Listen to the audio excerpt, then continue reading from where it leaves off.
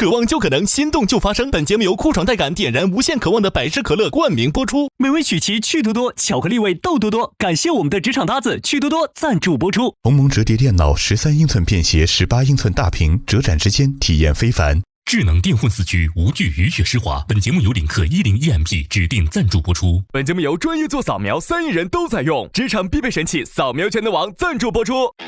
这一次的考核内容，新闻专题节目的选题策划，就是要考验大家全方位的能力。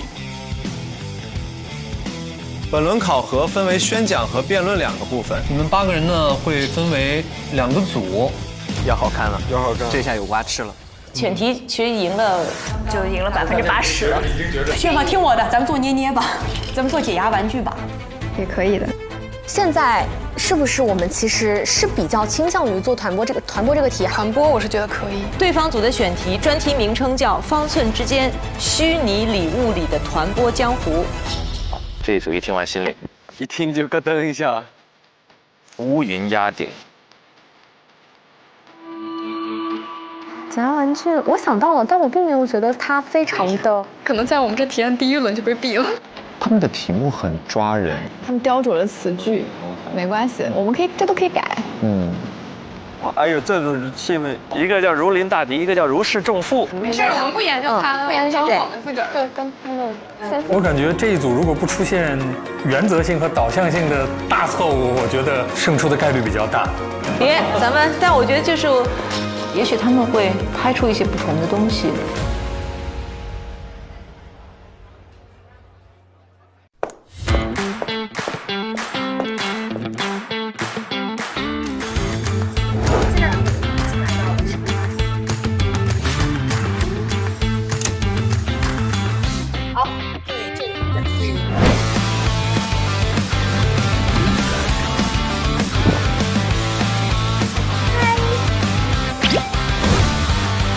观众朋友们，请看大屏幕。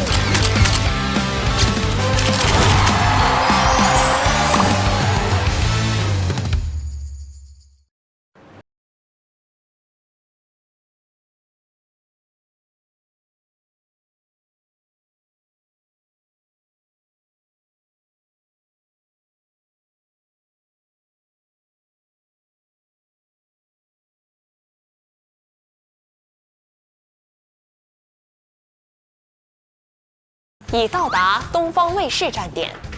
他们的播音腔真的好好听。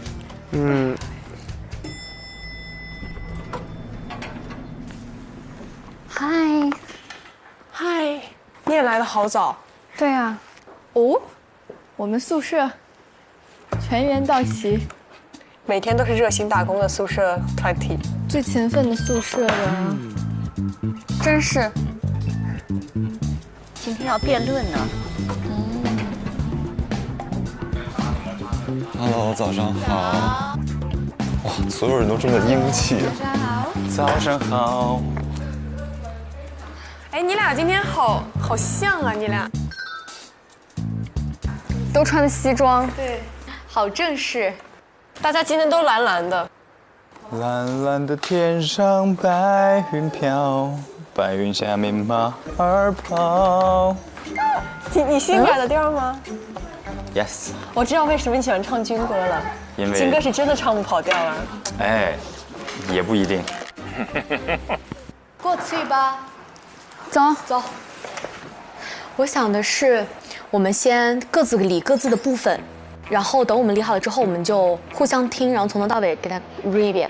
1和2，朗子。OK。好，可以。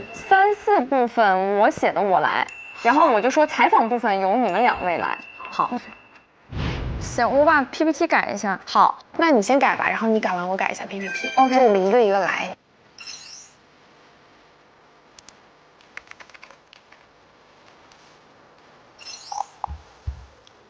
哎，我觉得你这个改得好，职业观念挺好。对，我觉得确实可以把文化意义改成职业观念。礼物满天飞，只为换份美。上头狂杀钱，钱包瘦成鬼。是什么那个8个字吗？钱包先握紧。哎，这样更押韵了。礼物满天飞，只为换份美。第1、2句你不是很那个？第1句，礼物满天飞，只为换份美。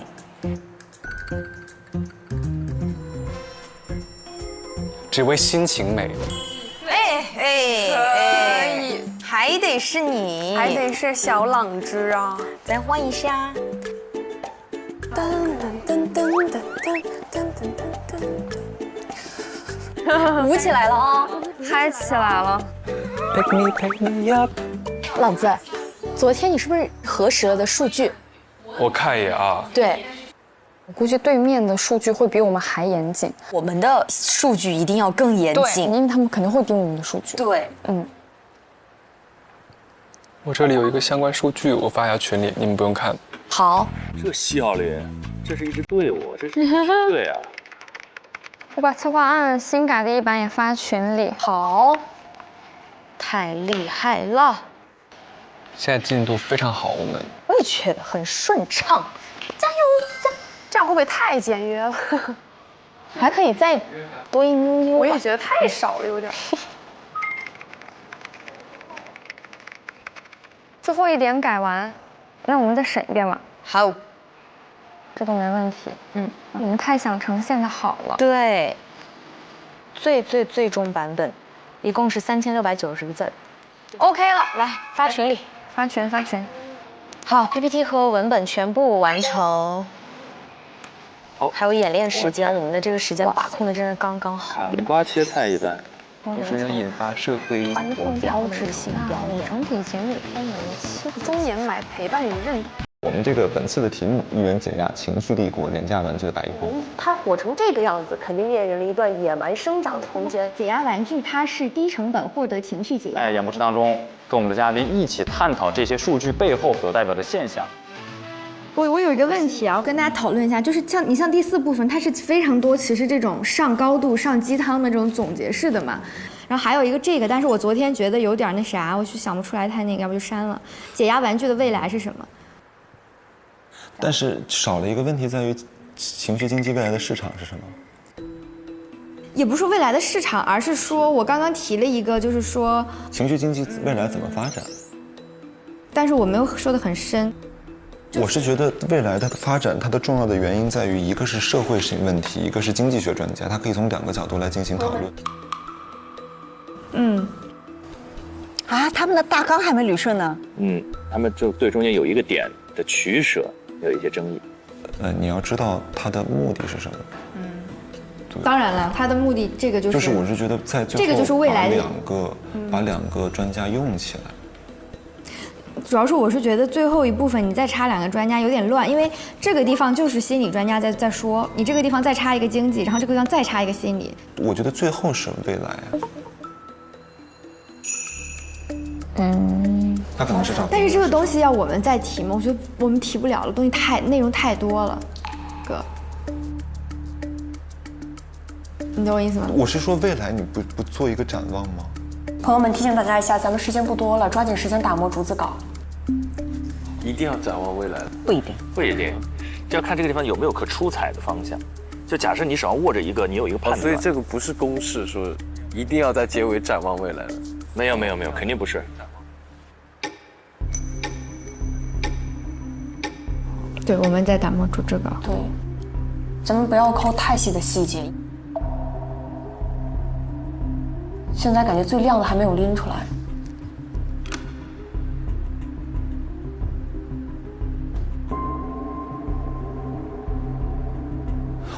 我的意思是，我们在做节目的时候，在节目里边我们要提到这一部分让观众知道我们在节目的收尾。对啊，我问完问题之后，问问这个行业，这就是第4部分的内容啊。问未来和就是解压玩具是你情绪的出口，这2个点是矛盾的吗？就是在一个节目里，你真的不能既要又要。不是我既要不是哪个既要又要了。节目不是论文，我们把一个点说清楚就好。哎呀，他们这个团队太需要解压玩具了。你听懂了吗？我听懂了，我昨天就感觉到了。解压玩具是大家解决情绪的一种出口，这已经是一个落点了。展望未来又是另一个落点。那我们未来的展望就不提了，最后。但是这是两个方向收尾，一个是个体的微观的个人情绪，一个是宏观的行业未来，对吧？那到底要是往哪边收呢？你最后简单提一下，那就最后加一个问题。朋友们，提醒大家，把自己东西完善好之后做减法。好。你好乖巧。我觉得确实要做减法，确实要做减法。我写的东西太多了。王宇老师在整个过程里都是委委屈屈，然后就没有吧？王宇老师表示，我委委屈屈的，但是你们都得听我的。对。哎，一语道破，真确。哇，神之吐槽，吐槽艺。我们整个节目最后的走向就还是老师满意的方向就好。感谢大家不嫌弃我。当然不会。我昨天有一个无名火，但我今天觉得玉哥有点可爱。他很可爱，他特别可爱。我昨天是觉得玉哥稍微有点轴的，但我今天发现他是真的很认真。就是认真也是一种轴，是吗？玉哥，我把那个 PPT 的几张图发给你了哈。好，没问题。帮我贴一下就行。心理学家是在我这一趴出现，对不对？你觉得这个顺吗？顺的，可以的。我觉得把为何两个字也去掉吧，我觉得这个是在讲现象。都可以。因为我们团魂已经燃起来了。我希望我们后讲，不过都行，我们能力强。等我5分钟，我正在写一个脚本，这样的话看起来就非常清晰。牛的。我这边 OK 了。真棒。我们都特别棒。去个卫生间。我感觉练一遍投屏是对的。他们组感觉班味儿都好重啊。我们组其实班味儿也挺重的。我们也没轻到哪儿去。对，只是我们心态相对比较好。主要你们都太能提供情绪价值了。主要是有一个非常靠谱的队长。对。停止这个商业互捧。情绪价值。拉满。哎呦我天哪！这回也太顺了吧！这个队真的。提醒一下你们所有的组员，最后10分钟，大会议室。好的。最后10分钟，抓紧时间。好。我模拟吧，解压玩具的崛起与其引发的购买热，持续的探讨如何去满足情绪。解压玩具是如何火爆全球的？情绪消费呢，就成为了一种有效的自我调节方式。小的切口去透视，在高压下的年轻人要如何自处呢？今天呢，我们会聚焦团播在情绪经济里的新闻具体表现。我们花钱去买漂亮的衣服，我们去买喜欢的玩具。我们想以选秀团播为切入点，情绪经济扮演了什么样的角色？你觉得我要不要问大家那个问题？其实简单互动，我觉得没问题。你刚刚说那个刷的礼物解送的飞机，可以你来一句。感谢韵林小王送来的飞机。对，就是这种感觉，就有点跳脱啊。可以。好，那我就说，直播间的场控会大喊，你说会大喊，你甩直播间的场控会大喊，感谢韵林小王送来的跑车。最后的最后。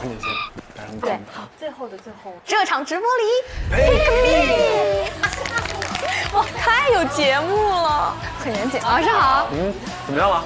可以，等期待吧，老师，有信心。我们都很棒，其实整体已经很棒了，特别棒。探讨在经济角度呢，加油！相信自己，开场即王炸，理想不死，新闻必胜。去大会议室。但是他们两边其实已经很风格明显，这边就是很跳脱的一群人，就是那种，而且很有网感，因为他们说话的那种重音，然后感觉。这边适合直接干娱乐向的，感觉一边火象一边土象的感觉。这也要看导师的审美，这也要看这电视台的一个气质。稳重派，活力派。怎么样，老师？您期待我们的杰作吗？你们两边的我都很期待。是吗 ？Hello， 老师们好。老师们好。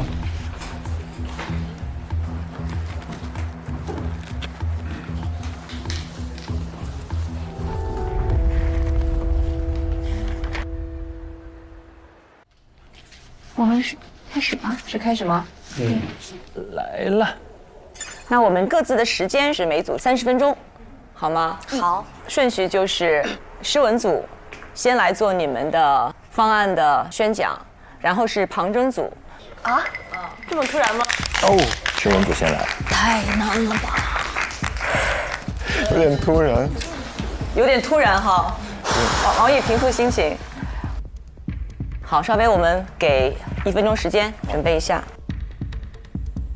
那我来替你，我来给你接一句吧，然后你再来做开场，这样的话心里踏实一点。没事，我 OK 的，你总结就好。喂，咱 PPT 是不是还没开？对。孩子没考呢啊，赶紧的，这个之前没试一遍的话就得调试一下。对。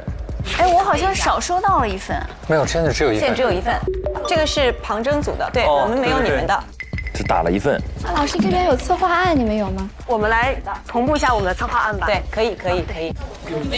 哎，这怎么开啊？完了，你看还不知道开关在哪儿，妈呀！我来帮你。谢谢。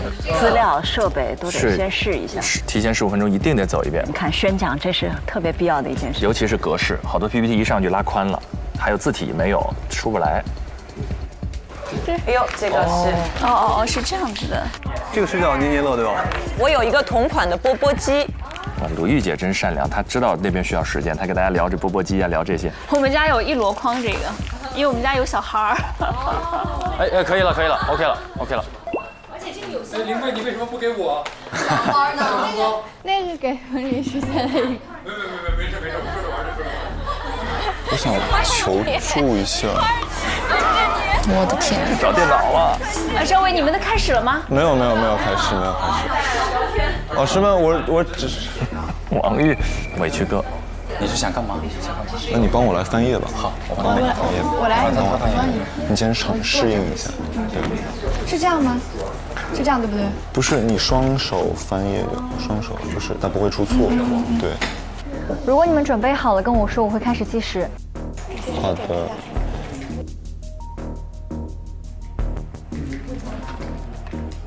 我给你搭一句吧。那我直接来吧。好。可以的。相信你。哎，这个可咋整？哎，有竞争，好有压力啊。确实。其实刚才老师们让我放松下来了，是因为刚才每个老师手里在拿到这个玩具的时候，大家都说我也有。说明我们这个问题到现在来说还是值得被关注，而且值得被我们在场的每一个人关注。那么我们就着这个关注来看一看我们本次的策划案。我们策划案的宣讲的题目叫“一元解压，情绪帝国，小成本里的大生意”。那我们怎么来看呢？首先呢，我们来翻页，我们会通过10个内容来跟大家依次的梳理我们本次策划案想跟大家提到的每一个方面。好，让我们关注第一个内容，我们的节目主题。本次的我们的专题片呢将聚焦情绪经济，我们会通过解压玩具的崛起和它引发的购买热、消费热，来探讨它如何去满足现代人我们的情绪需求和它在发展过程当中存在的问题。稍等，还是这一页。哎呀，好，我们的专题片标题已经说过了。来，我们介绍一下专题片的时长与形式。我们的主体长度在35到40分钟一期，是一个比较完整的新闻专题片的长度。同时呢，我们还会加上音频分发和单个的切片分发。专题片的形式是演播式访谈，1位主持人加2位访谈嘉宾和融合媒体的呈现形式。来，那我们来看一下我们整体的这个定位与对标。我们的节目定位是一档具有调查性质的新闻访谈类节目，它的对标节目呢也是比较成熟的一些新闻节目，比如说我们很著名的新闻访谈新闻1+1。好，下一页。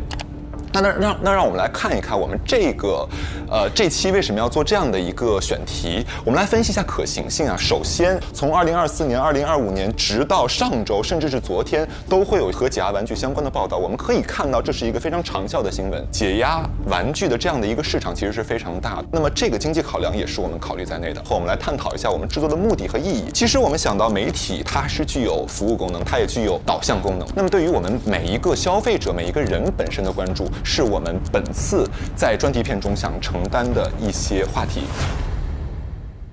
我们是规定他们每个人发言不超过90秒吗？念下一步，辩论。好，我们下一页，下一页。好。下面让我们来看一看本次我们这个专题片的受众啊，不管是学生、职场新人、青年白领，还是宝爸宝妈们，还是很关注社会现象、经济趋势的观众们，他们其实都会关注。让我们看看我们的节目亮点。首先，我们会非常注重嘉宾的选择，同时我们在环节上也会有进行创新。哪些创新呢？我们会进行这个新闻节目演播室空间连线加 vlog 新闻加张诗雯这组关于捏捏乐的策划框架还是挺详细的，但是作为开场的宣讲，整体叙述有点太过冗长，更像是学术论文，作为开场并不抓人。是的，对。最后呢，我们还会加入比如说XR演播室的设计，那么这些结合呢，让我们觉得这个节目还是非常有亮点的。好，那让我们进行到下一段，就是我们的主体内容介绍。这部分呢，将由我和我的同伴一起去进行讲演。我们会通过4个部分来介绍。第一个小标题是压力山大有妙招。那么我们会通过主持人的话题引入、演播室的互动性采访和 vlog 的新闻小片的形式来进行一个比较轻松的引入。之后呢，我们会有这个新闻记者来深入真正的解压玩具的生产中心，比如说义乌啊、东莞啊这些解压玩具的生产地，来大家一线来体验整个这个解压玩具它所形成的一个生产链条。那么我第一部分解决的是什么的问题，那为什么的部分就交给第2部分的成员子泰来介绍。好的，那接下来就让我们的镜头对准我们节目的第2个板块。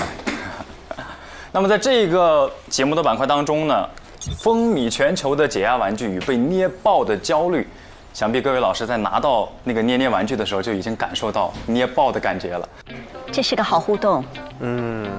那么在这个节目板块当中呢，我们的形式是非常丰富的，也是非常专业的。首先，我们还是以1名主持人为主线，在演播室当中串联起我们的第2个板块的整期节目。之后，我们会放一则短片。这个短片呢，它跟普通的小片是不一样的，是我们精心设计过的，极具趣味性，但是又兼具新闻性的这样一个群彩混剪的短片。在节目的制作形式上，我们会采用快问快答、快剪快切的方式，让它符合在小屏端，也就是自媒体端播放的调性。那么当小片播放完毕之后呢，我们将会用到更加直观的数据来为大家呈现火爆的现象。这个时候呢，我们再配上演播室当中所可以适配到的一些技术，比如刚刚提到的XR，主持人会与我们的2位嘉宾，一位心理学专家，一位经济学专家，为大家分析我们刚刚为大家罗列的一系列的数据。那么，当这些光鲜亮丽的数据被大家所熟知之后，难道真的就这么光鲜吗？有没有阳光照不到的地方呢？那么下一个板块交给诗雯。这个有点意思啊，这个悬念给的。悬念。它的讲述也更加吸引人一些。接到了子泰的数据，在这边我也要补充一个数据。到了2026年，大家知道中国潮玩的市场达到了什么样的一个市场规模吗？这个数字是1101亿，是不是一个天文数字？对。那我们很自然就可以想到，一个快速膨胀、野蛮生长的行业，在这么快的发展背后，是否有它监管所照射不到的阴影呢？那么第3部分，我们就将聚焦这个部分：热潮之下的阴影，捏捏玩具的质量问题与行业隐忧。刚才在听几位老师交流的时候，我注意到大家其实捏这个捏捏玩具的时候会很注意它的气味，因为它有可能是一些不是那么健康的这个因子来构成的。我想问一下子泰，我们来买这些捏捏玩具的时候，大概花了多少钱？你觉得呢？我感觉看起来好像还挺精美的。是非常精美，但其实它特别便宜。大概每个2、3块钱。哦，这是一个小设计。哦，2、3块钱，不是我们故意去收购这个便宜的捏捏来给老师啊。这个2、3块钱的价格，它确实是有一定的代表性，因为咱们知道一个完整的工业体系，它每一个环节的背后其实都是巨大的成本。那么这么低成本的这样的一个产品，又有这么大的市场的产值，它会不会带来一些相对来说不那么好的影响呢？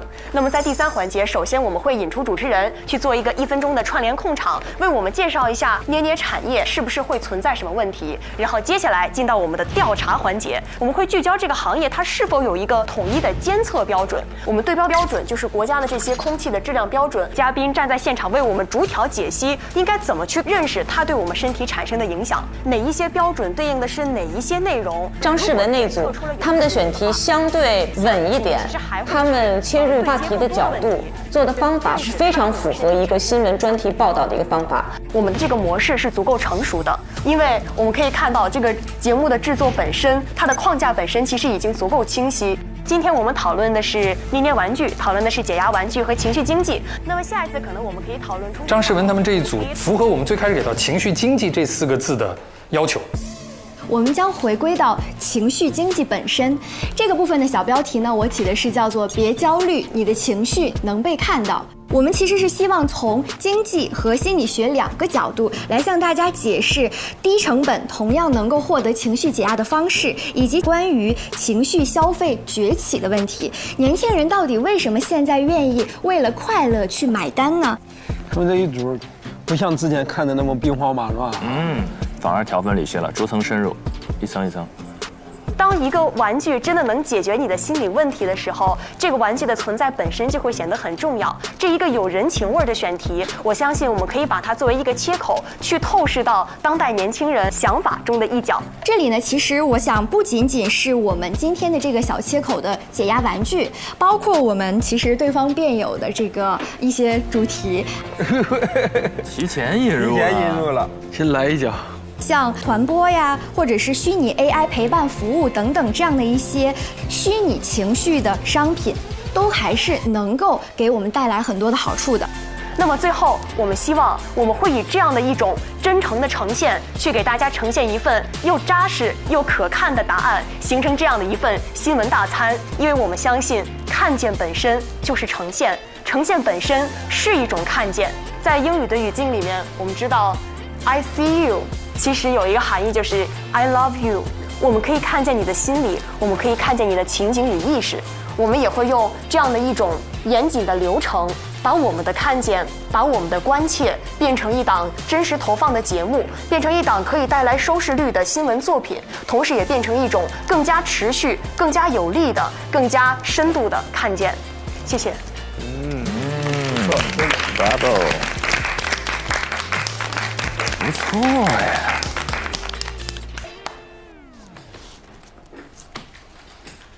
挺好的，可以，没问题。哎呀，他们也长出了一口气。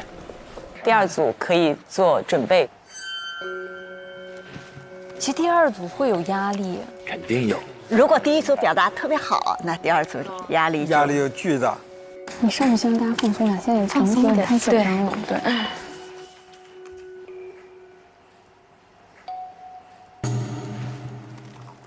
刚刚我们进行了一些激烈的思考，那么接下来先给老师还有同事们，我们先洗洗脑子，我们先看一段视频。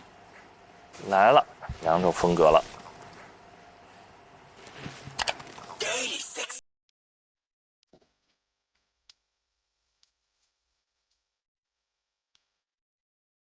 我说你以前也开过团播啊？没有，他们现在都是用这种方式来做剧宣啊、综艺宣啊。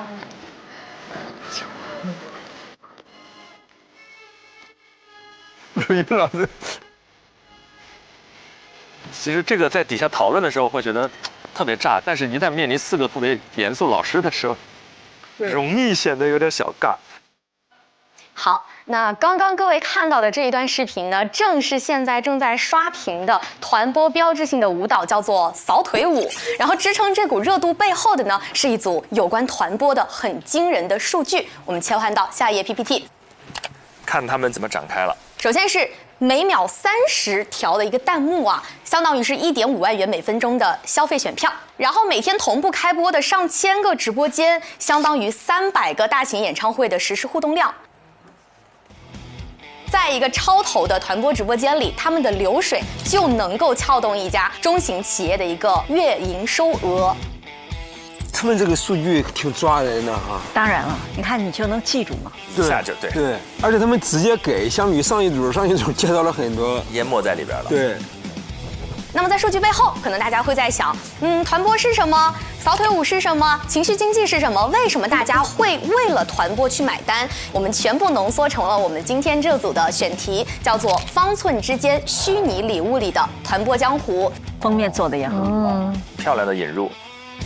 然后我们今天呢会以扫腿舞这个热点事件，也是近期话题度、曝光量都比较大的，作为我们的一个切入口。从以下的6大板块来进行逐一的抽丝剥茧。那么接下来的第1和第2大板块就交给冯程老。好，首先我想问大家一个问题。其实，在这个社会环境当中呢，我相信我们在座的每一位，其实压力都特别大。但我们解决这个压力最直接的办法是什么呢？年年乐。年年乐干啥呀？那就是花钱。当你把钱花出去之后，它变成了你的情绪价值，反哺给你自身，这就形成了情绪经济。作为影响消费决策的关键因素，情绪经济呢，大程度在现今时代推动了直播行业的发展。团播它作为情绪价值催生的典型产物，它通过它其中比较特殊的互动机制，还有沉浸式的舞台效果，给消费者带来一定的愉悦感，从而推动了整体的消费。那么第3个部分呢？我们在这个报道当中，我们会探究团播如何在情绪经济中成为重要的一个表现形式。我们会思考，在情绪经济的当下，我们该如何去区分理性和非理性的消费。我们也会去分析一下商业他们如何去平衡情绪价值以及利润。我们的主要的受众呢就是青年，然后还有一些商业的从业者，然后次要的受众呢就是社会学者和心理学爱好者，还有一些其他年龄段的受众。我们的报道目标呢分为短期和长期。旁边这一组的汇报开场非常不错，背景介绍和整体框架都很清晰，团播这个热门的话题也很容易抓到人的眼球。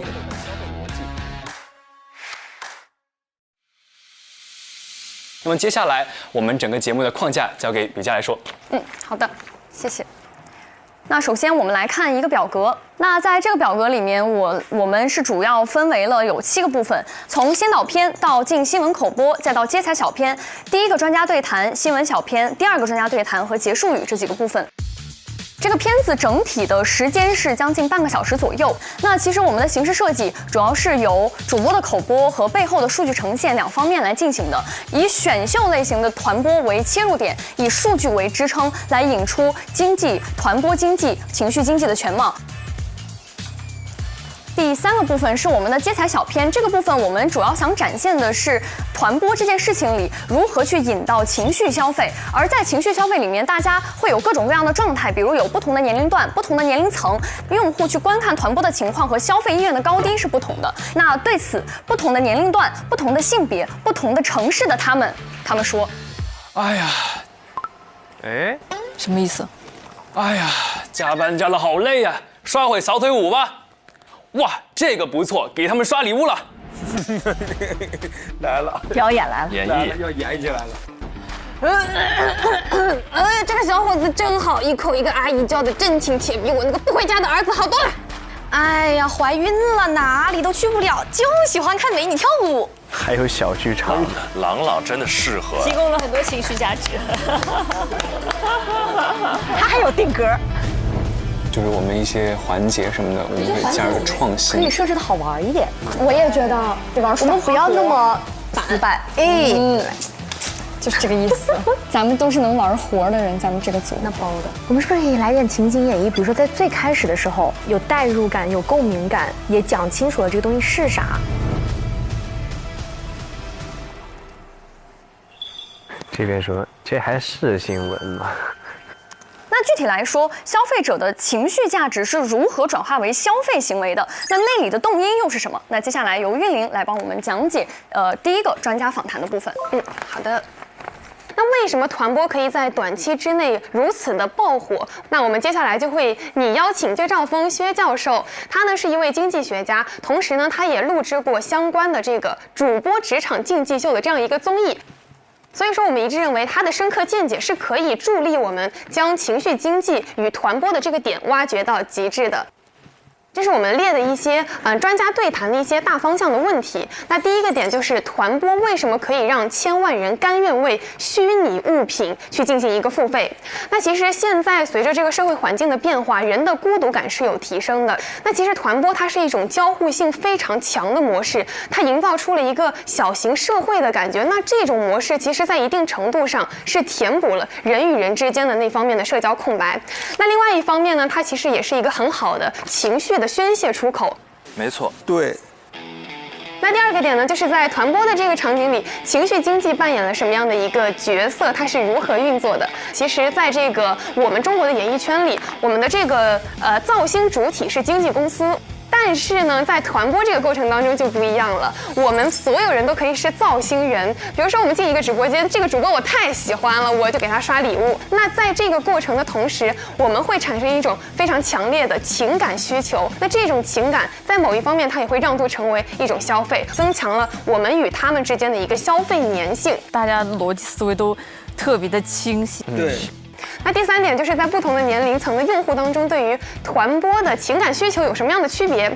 其实团播的核心价值呢，就是我们花钱去买情绪价值。不管是哪个年龄段的人，他们都有一个共同的诉求，就是我们希望被认同、被理解、被看见、被连接。那这样的一个模式，其实也是团播非常符合大众心理。他们这一组除了很吸引人之外，而且还把团播这个课题研究的都蛮透彻的，提出的这些专家对谈的问题也是有一定深度的。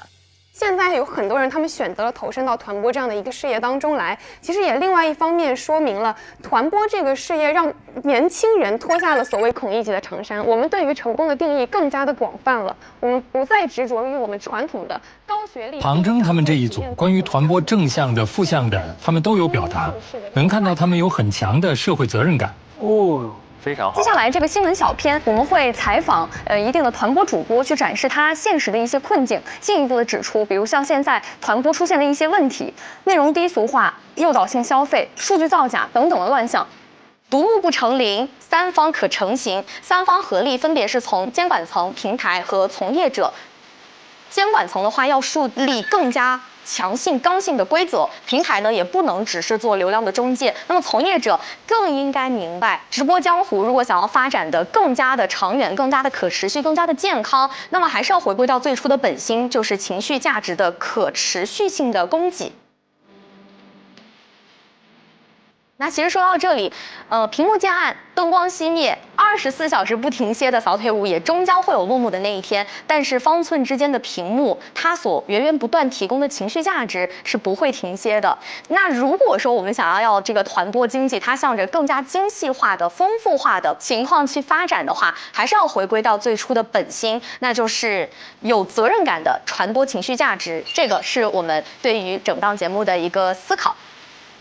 最后，我们想跟大家说，礼物满天飞，只为心情美。上头狂刷钱，钱包瘦成鬼。没想到看的忘词儿了。这个情绪价值就拉满了，这就。没想到看过瘾，下手得轻轻，特效迷人眼，管控得抓紧。所以在今天这场活动当中，大家拼死！哎呀，老师们的喜悦要溢出屏幕了，这感觉是饭后甜点，还送了一个，这也太能抓人了，首尾还呼应了，对。哎呀，对面的情绪又紧绷起来了。我们其实两组的风格是截然不同的，从组长就能看出来。我们这边就是比较纯粹新闻一些理性的角度，那边肯定是要打，那边整花国肯定是要打情感的，朋友们。没关系，我觉得我们把就是最坏的点已经想到，我们就花很多的时间在这个上面，我们去做好准备，我们肯定能赢。其实也有预判，都知道自己的优势是什么。汇报的时候各自的优点非常鲜明。那我们双方小组的选题发布讲解非常出色的完成了哈，真的就给我们提供了很多的情绪价值。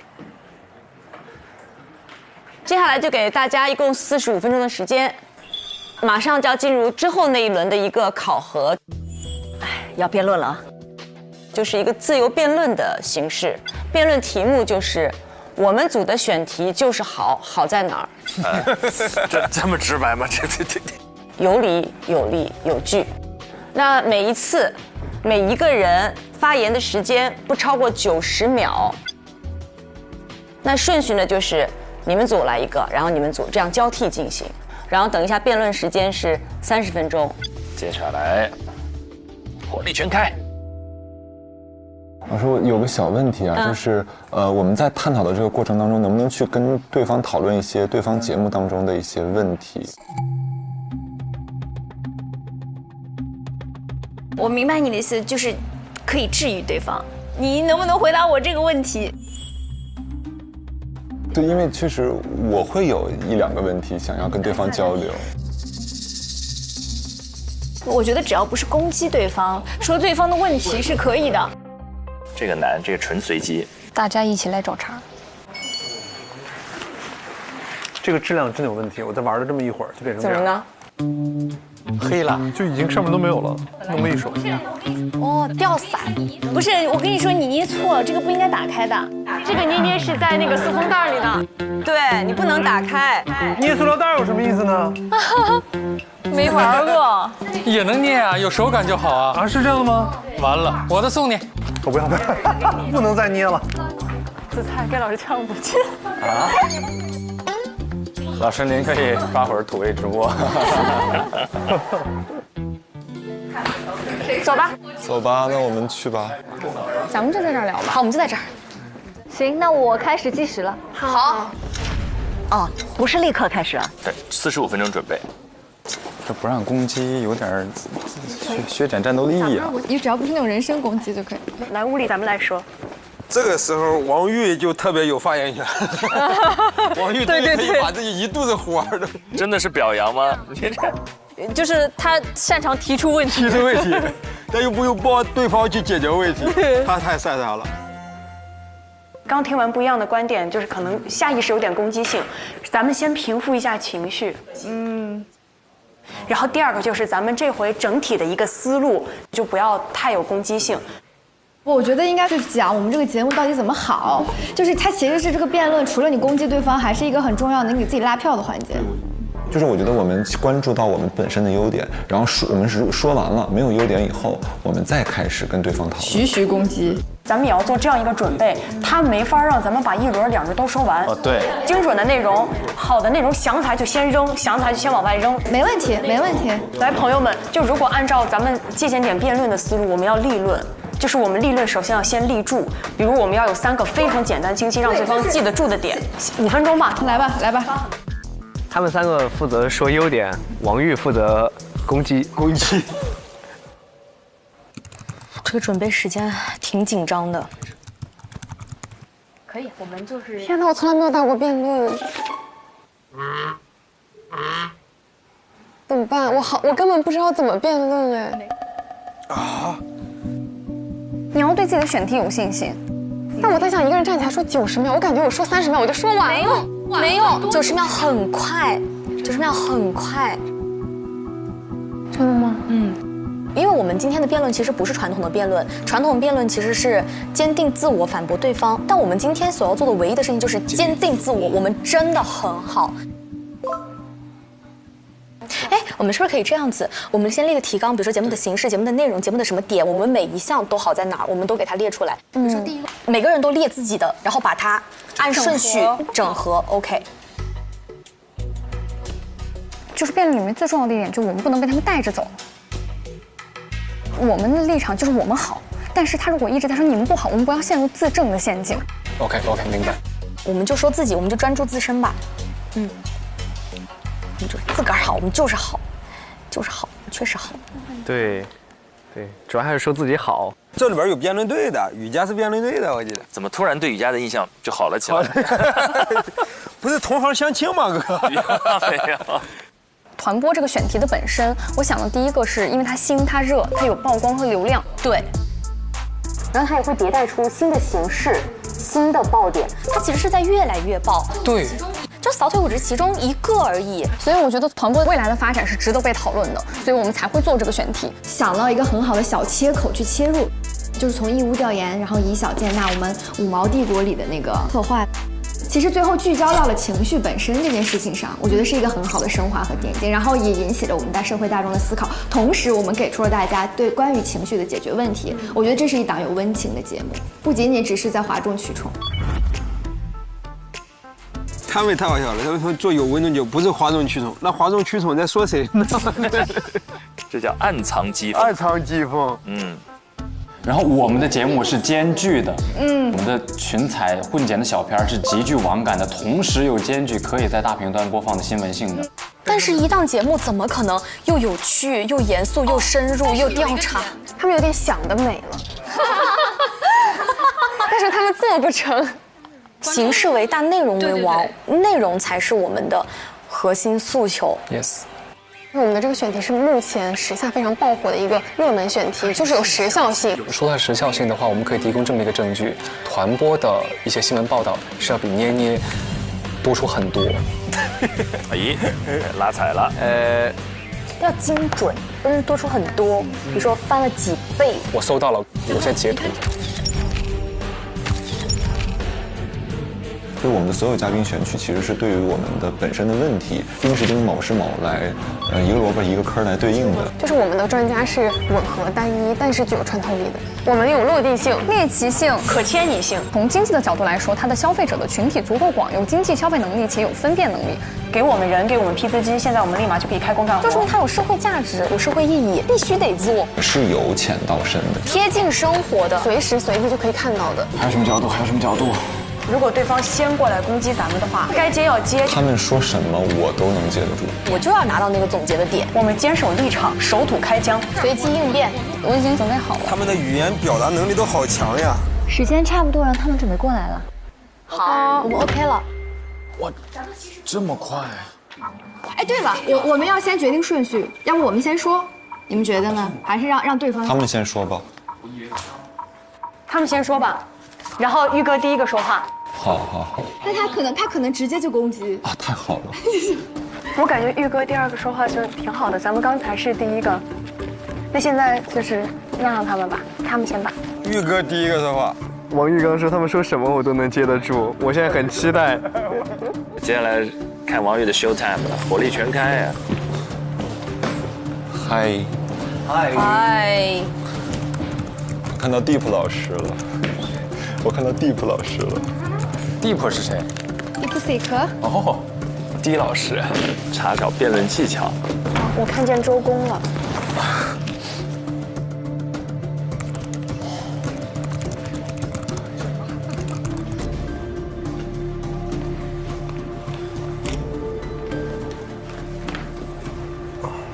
好。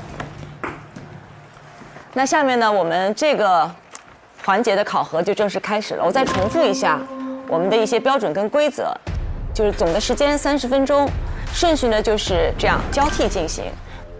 记住，我们是 vlog 新闻，我们的重点还是在新闻本身。你们如何在5分钟到10分钟做一个有深度的方案内容呢？那么我们想问，你们是除了选题以外没有别的亮点了吗？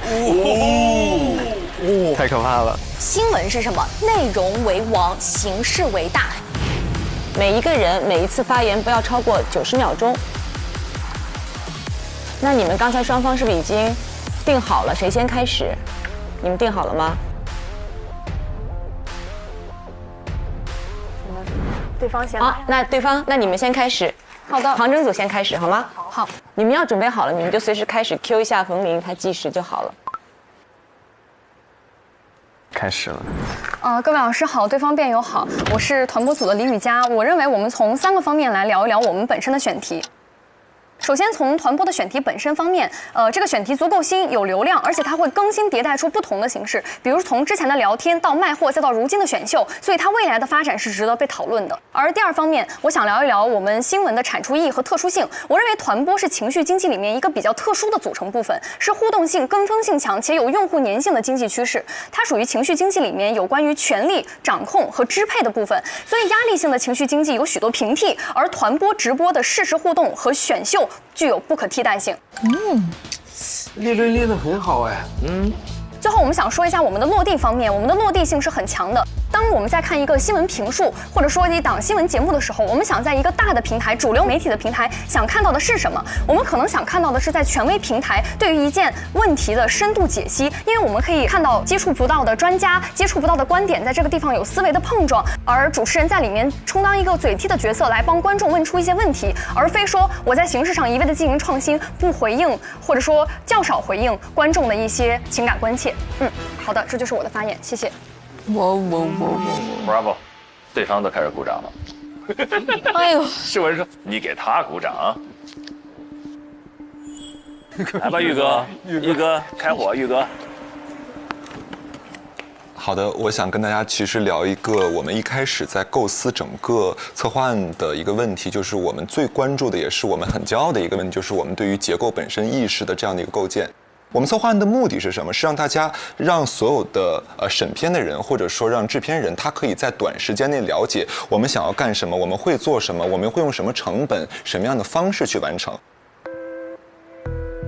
那么从我们的整体的这样的一个思路来看，主题、标题、片长、定位、对标、可行性、制作目的、意义、受众、亮点，它具体内容和人员分工，它其实是一个非常短时间内可以告诉大家我们可以在这个时候做什么。而在具体的节目主体内容里边呢，我们还运用到了非常明确的结构意识，不管是我们戏剧里边很常见的开端、发展、高潮和结尾，还是说我们用比如说经典的戏剧的理论，立主脑、剪头绪、密针线、脱窠臼，那我们通过这样非常紧密的结构呢，让我们整个的这样的一个片子不仅用非常严谨的方式呈现给大家，而且我们的结构是有对象意识的，我们是有问题意识的，我们是有主题意识的，而且它是一个可落地的内容。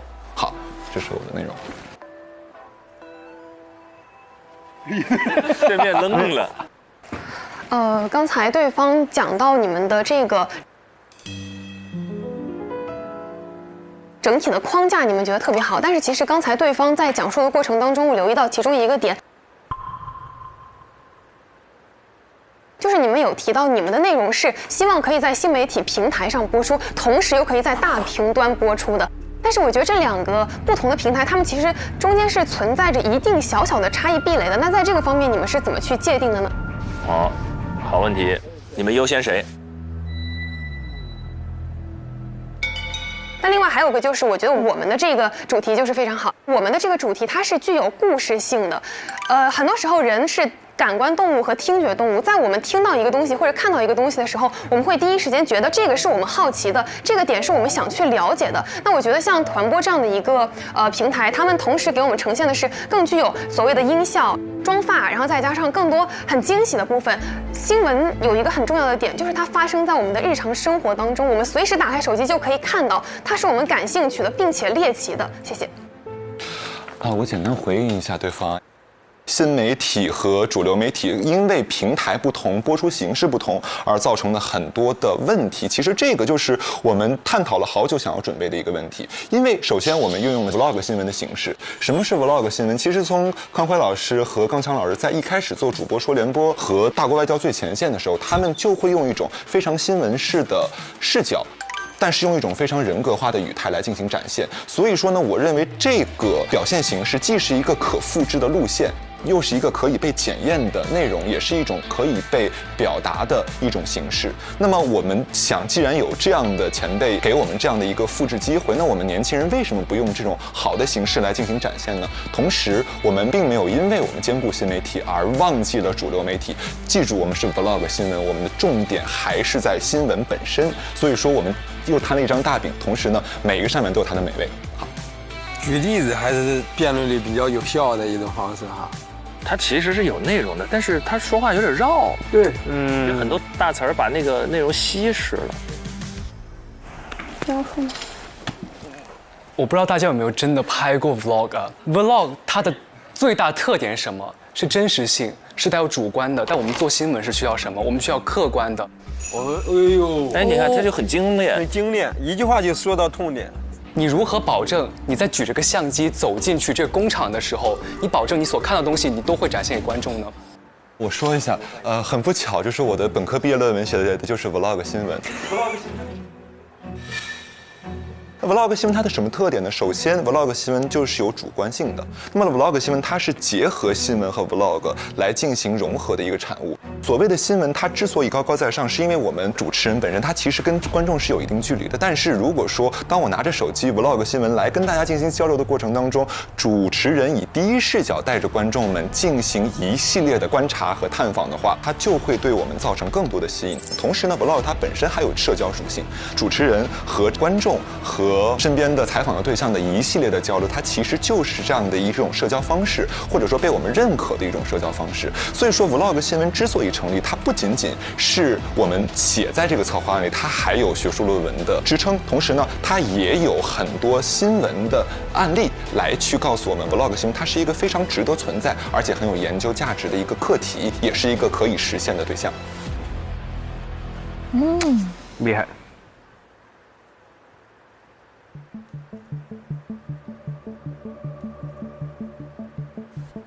谁来反驳？然后叙述结束之后，看他们怎么回。如果他们回说质疑了我们的问题，那我们这边就要你们2位，要选择一个人，要先去反驳一下他们，就是先反驳他们的观点之后，再叙述我们好的观点，不要讨论他们的话题。对，这是打过那个辩论经验的，就一回应赶紧回来。对，回到自己的己方战场。好，那我回应一下对方辩友啊，因为刚刚你说到了，其实我们并没有去细节上去说出你们到底有哪些问题，因为不说是代表我们的尊重，具体的评判会由老师们来进行分析。我们的坚定立场是我们的节目好，所以我们更加专注于说我们有多好。不是说不说你没有，是我们不说。干得漂亮。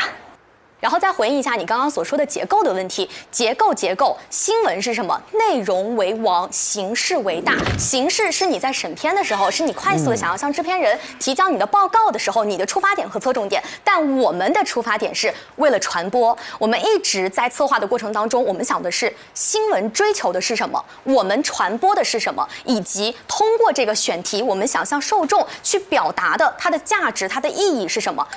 这就回来了，回到己方的传播优势。新闻是心境发生的所见所闻，我们的选题是具有时效性的，是现在的爆点和热点，这是我们在选题上去做的一个功夫。而且我觉得选题它就是决定着这条新闻的一个核心的质量。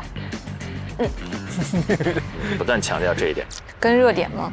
对，新闻专题，你得新的，你得热呀。相比较于对方组，我觉得我们有一个很大的优势，其实就是我们这个选题的热度、时效性以及它当下的话题曝光度。我觉得这个点我们是可以稳抓的。对，我们可以从不同的方式去验证这个点，因为我们一档新闻的成败，不就是选题吗？对啊。内容为王，因为我觉得形式一定不能大于内容，内容才是我们的核心诉求。确实，抓耳挠腮呀，这是。把我玉哥说急了。我来说一下吧。就对方说的选题是不知道有没有说我们不新的意思，但是我们关注到就是现在央视网、新华社这些主流媒体在7月15号前后都发布了关于这个情绪玩具它是否存在问题这样的一个调查性报告。并且我们知道，像脱贫攻坚这一些议程性的新闻，它其实这个新闻的时间有5年多的时间，我们也不能说它不是一个新闻，这是第一个点。有做防守啊，对的。另外再说到对方辩友所说到的，我注意到了猎奇这个词汇。我们相信我们的受众，我们相信受众是需要我们这样一种严谨的信息呈现，我们也相信我们的受众他们是有这个辨别能力，从中获取他们需要的信息的。那我们可能就是真诚一点，谦恭一点，把我们可以收集到的所有的专业的信息以专业的态度呈现下来，并且我认为我们的节奏纵控，既然这个戏剧是有戏的，新闻的节奏是有戏的，那它就是好看的。我们有信心把它做成一档循循善诱的、丰富多彩的，并且严谨扎实的节目。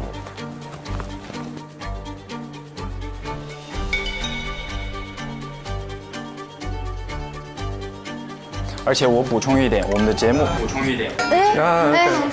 不能说。给他们了。我们没有 ，sorry。交替发言。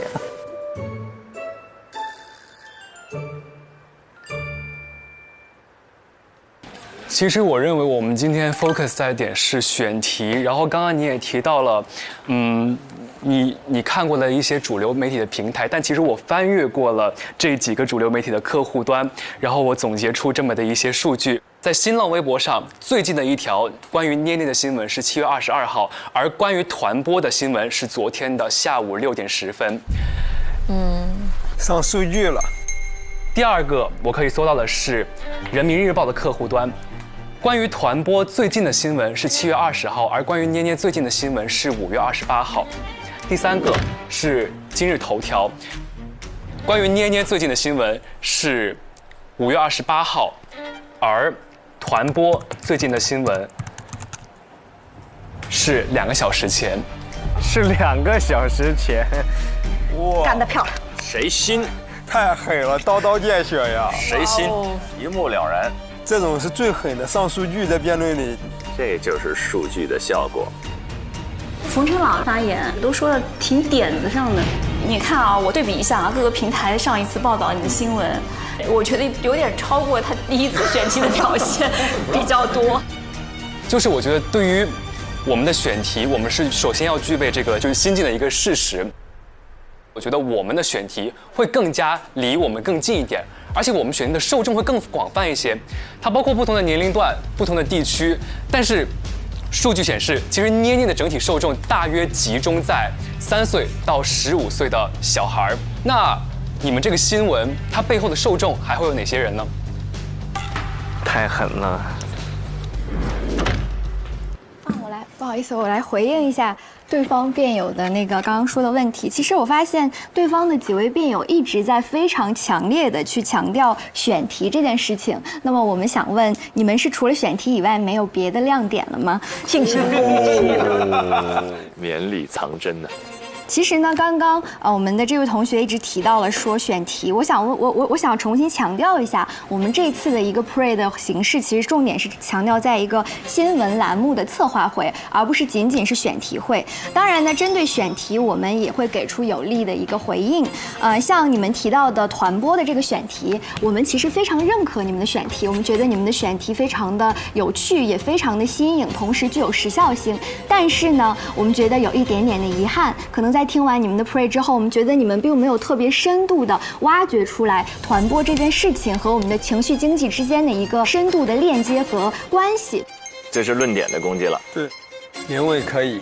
同时呢，也没有给到我们的屏幕前的观众朋友更多的一些启发和建议。当然，反之看到我们自己的节目呢，我们其实选择了一个比较守正出奇的这样的一个选题。刚刚对方辩友提到说，觉得我们的这个话题有一些老套，没有特别强的一个热点性。那么我们其实，在刚刚的讲解当中，也一上来就点明了我们的这个话题是一个长效性的热点话题，它始终具有一个比较高的社会关注度。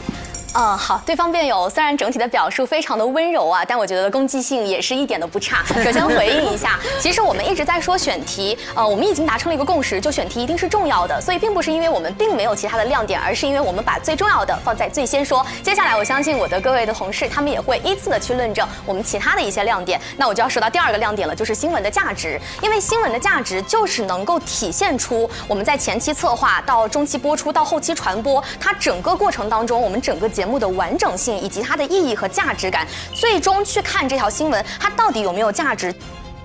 那团播这个事情，我们如果能够通过新闻的形式让更多的人看到它，我们就能够让这件事情形成一个更加正向的循环，它能够更加的规范化，能够更加的合理化、精细化，也是从生产到消费的这个循环，去以消费倒逼生产，让它向着更加精品化的内容去发展。当然，团播一定是有好有坏的，但是潮水退去之后，我们知道谁在裸泳，不好的会被淘汰，那能够优胜劣汰出来的，就是我们最终所需要的内容。谢谢。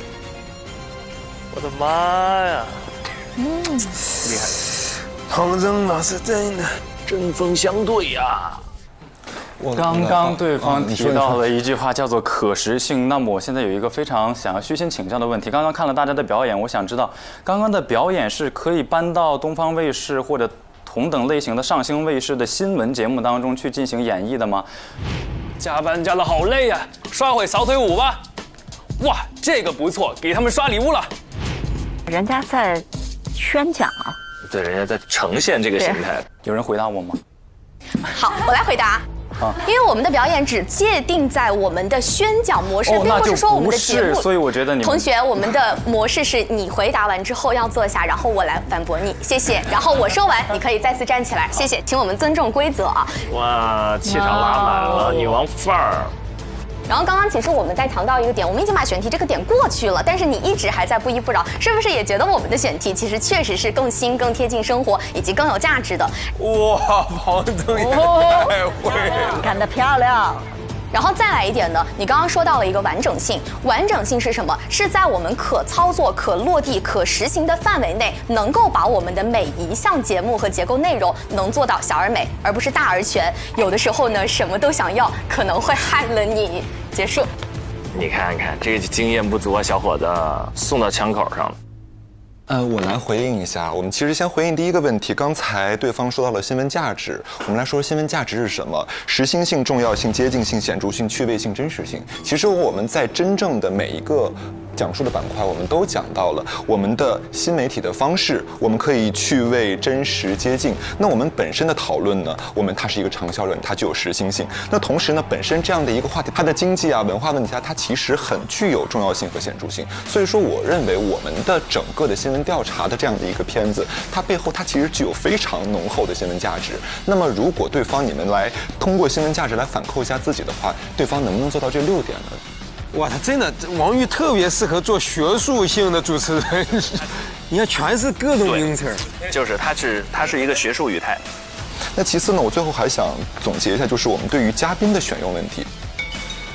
这个是我们刚才没有提到的一个点。我认为呢，我们用了3个嘉宾，一个嘉宾是连线，2个嘉宾是在现场跟我们进行互动。但是呢，我们在整个的嘉宾所有的对话过程当中，其实跟对方比起来，对方一个嘉宾他要回答很多问题。但是我们的每一个嘉宾呢，他在每一个环节都有精准的用到的地方。同时呢，我们不会浪费嘉宾他自己的这些才智、他自己的观点、他所想表达的内容。所以说呢，我们把每一个嘉宾他的所有的问题设置到了更加跟他匹配的环节。同时呢，我们每一个环节都会跟他进行勾连。对。好的，我来先回应一下我们的嘉宾数量为什么只选择1个，是因为我们把最主要的部分都放在了采访和访谈的部分，我们想把更多的时间去花在一个嘉宾的身上，然后让他从不同的角度，比如说从经济学的角度，从网络视听的角度，我们选的一个嘉宾也是他也本身是具有多面性的，我们想通过跟他的长效和长时间的交流去跟他进行一个沟通。我们知道这个最后的节目呈现只有30分钟，对方的所有的形式加下来，我估计每一个部分的加起来的内容应该就是5分钟到10分钟左右吧。你们如何在5分钟到10分钟做一个比较有深度且有意义，且把每一个嘉宾都用到实处的方案内容呢？还有控场，我看他时间快到了，庞真微微压了他一下。对方辩友，我感觉你好像预判了你们的专家提前会说什么。这是什么？你邀请嘉宾的就是大家非常熟悉的薛兆丰薛教授。哎呦，现场拍下来了。而且他们预设了专家的问答。这个很重要，这个很重要，快这点。严损新闻的客观性。并且，因为我确实对你们的选题真的非常感兴趣，所以其实我有一个点想问，就是传播这个东西，它赚钱盈利的模式是什么？这样的一种商业模式，它算不算某种程度的灰色地带？但是我看刚才对方辩友在 pre 的时候，我好像有注意到你们会认为这是一种脱下孔乙己长衫的一种方式。我不知道你们有没有考虑在跟嘉宾的选取和访谈里面去提到这一点。思文其实每个攻击都到了要害。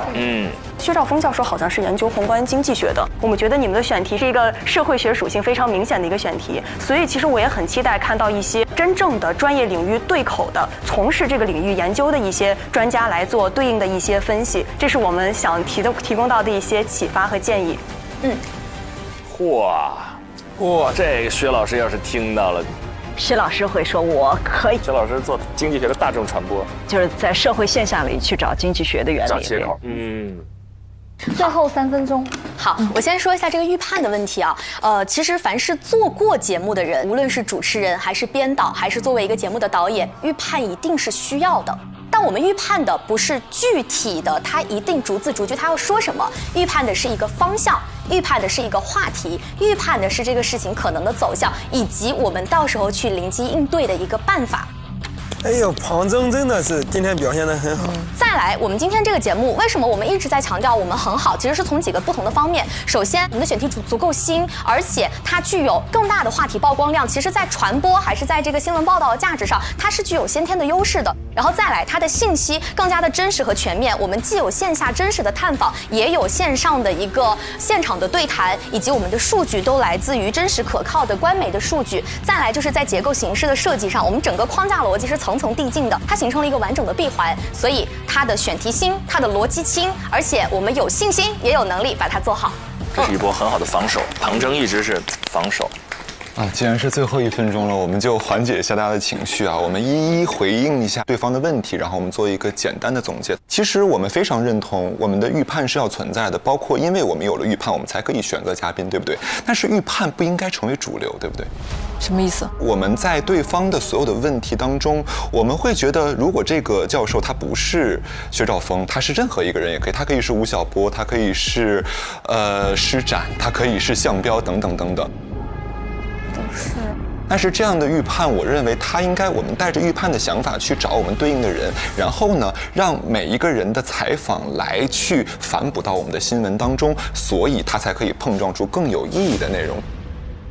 我们来回到策划案本身，其实这个策划案本身，我们想要说什么，是我们能去有一个提案的能力。那这样的提案能力，它会展现出我们真正有去把这个片子做出来的能力。那么它的展现的标准就是说，我可以清晰地呈现出我想要表达的内容、主题、结构，我的所有的考虑。所以说，我觉得我们的结构的完整性以及我们对于主题本身的坚持，让我们做到了这一点。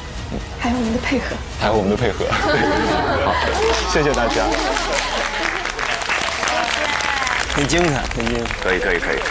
我先说一下，大家的辩论非常精彩啊！像我这样一个日常非常淡定、心跳很慢的一个人，此刻心跳比刚才明显加速了很多。我非常兴奋，兴奋的原因是我看到你们每一个人的优秀和未来的可能性，而且我能够明确地感受到你们每个人都有着非常丰富的阅读量，是未来你们做所有节目的一个基础、一个宝库。我觉得确实，我们4个人非常统一的观点是，觉得你们这2组完成的都相当好，真的，其实是超出我的预期的。我不知道你们怎么看？完全真的啊，真的实话实说，超出，比第1期的任务完成度还是高。对，完成度要高很多。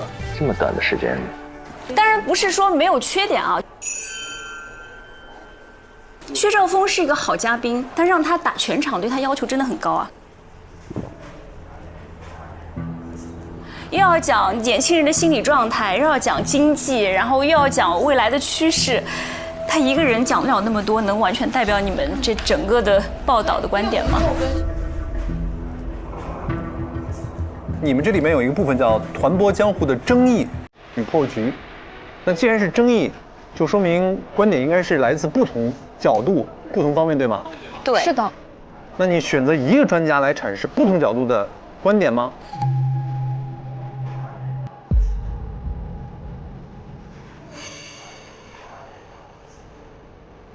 你能不能用简单的一句话来概括一下你们这档专题片最终要传递给观众的核心思想？一句话。啊，让谁概括？4位，随便谁回答都可以。一句话。看见情绪本身背后藏着庞大的生产力和很多的问题。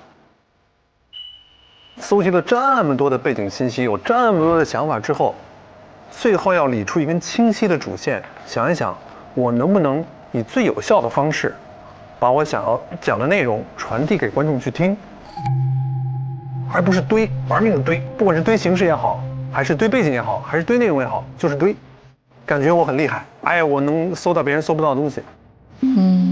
是的，要有化繁为简的能力，不要给观众出难题。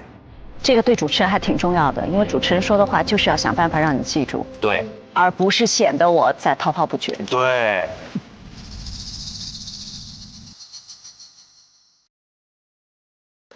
哎呀。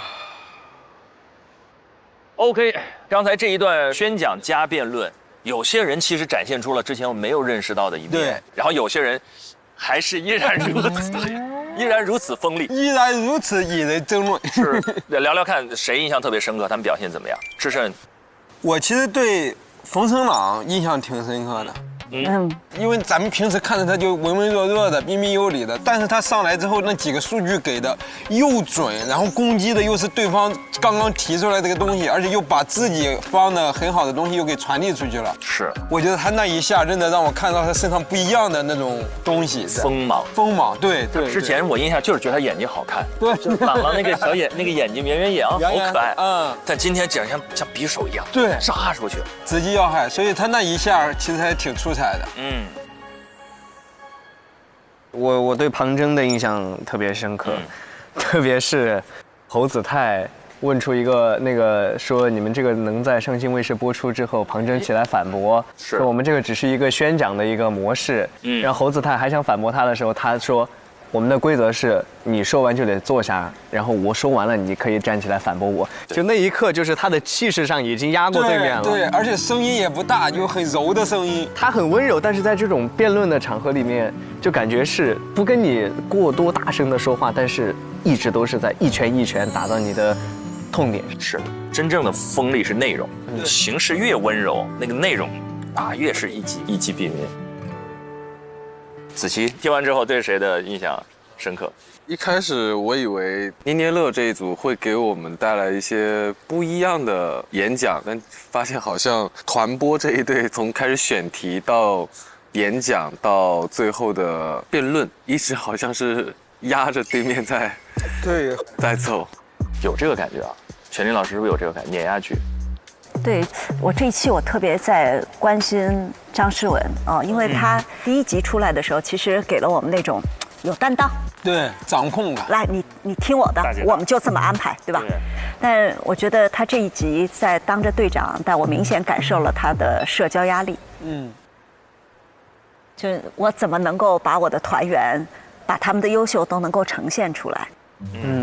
但越是这样的时候，他有可能就是你统合整个团队的观点，最后要拿成果的时候，可能就会处于相对比较弱势的状态底下。但我觉得这样的初入职场的社交压力，其实大家都会有吧，又要竞争，又希望能够有比较好的人际的关系。所以我觉得这还是挺普遍能遇到的一个问题。诗雯是，你们都不关注玉哥吗？那你说说呗，我们都等着你呢。玉哥难道印象不深刻吗？玉哥印象很深刻，深刻到大家都不好评论了，是吗？玉哥别听，是恶评。你怎么这样？其实我对玉哥印象是很好的，在今天这个表现之前的话，其实玉哥之前给人感觉非常稳，而且他的内容的深度上是有明显优势的。但是今天确实，我确实感受到了一个他的小小的短板，就是他有的时候形式大过内容。对，他说话云遮雾绕，对，然后3大段了之后，你听上去觉得句都是对的，但是拎不出来，他那核心在哪？而且他在整个的团队的沟通的这方面，我觉得他是有他的执念的。啊，对，有他的执念。子泰说的特别对，就是看着委委屈屈的，但大家都得听我的。我感觉子泰那句话还挺准的。我理解志胜他表达那个核心，其实在这个论点上，其实我也是支持玉哥的，但是他的表达方式，对，他的说服力不够。他不是用事理说服，他是用负面情绪施压的方式。他好像有一种行为习惯，我觉得他既没有故意这样，但他生活中可能是这样的性格。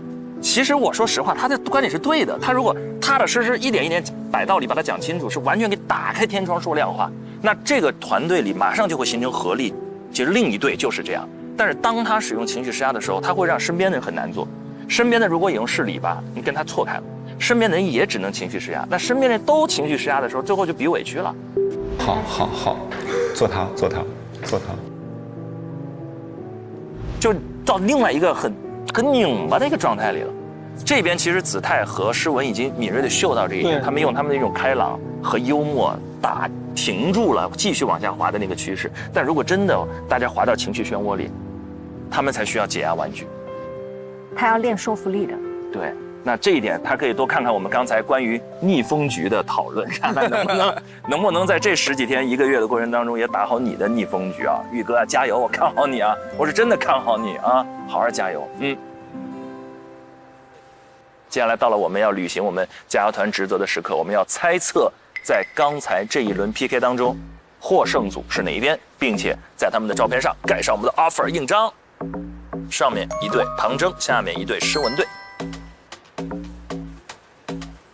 我们在刚才这一轮宣讲和辩论的过程当中，觉得庞征队，也就是做这个团播队更占优势的。3、2、1，请举手。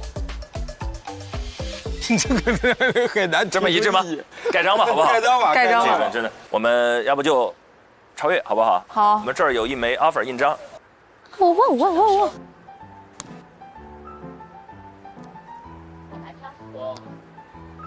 好嘞，谢谢超越。哇，我们这一轮选择史上最快吧？最快。稍微有点明显，就是那个子琪说的，一路压着打。一路压着打。到这个时候要突然给我出来个反转，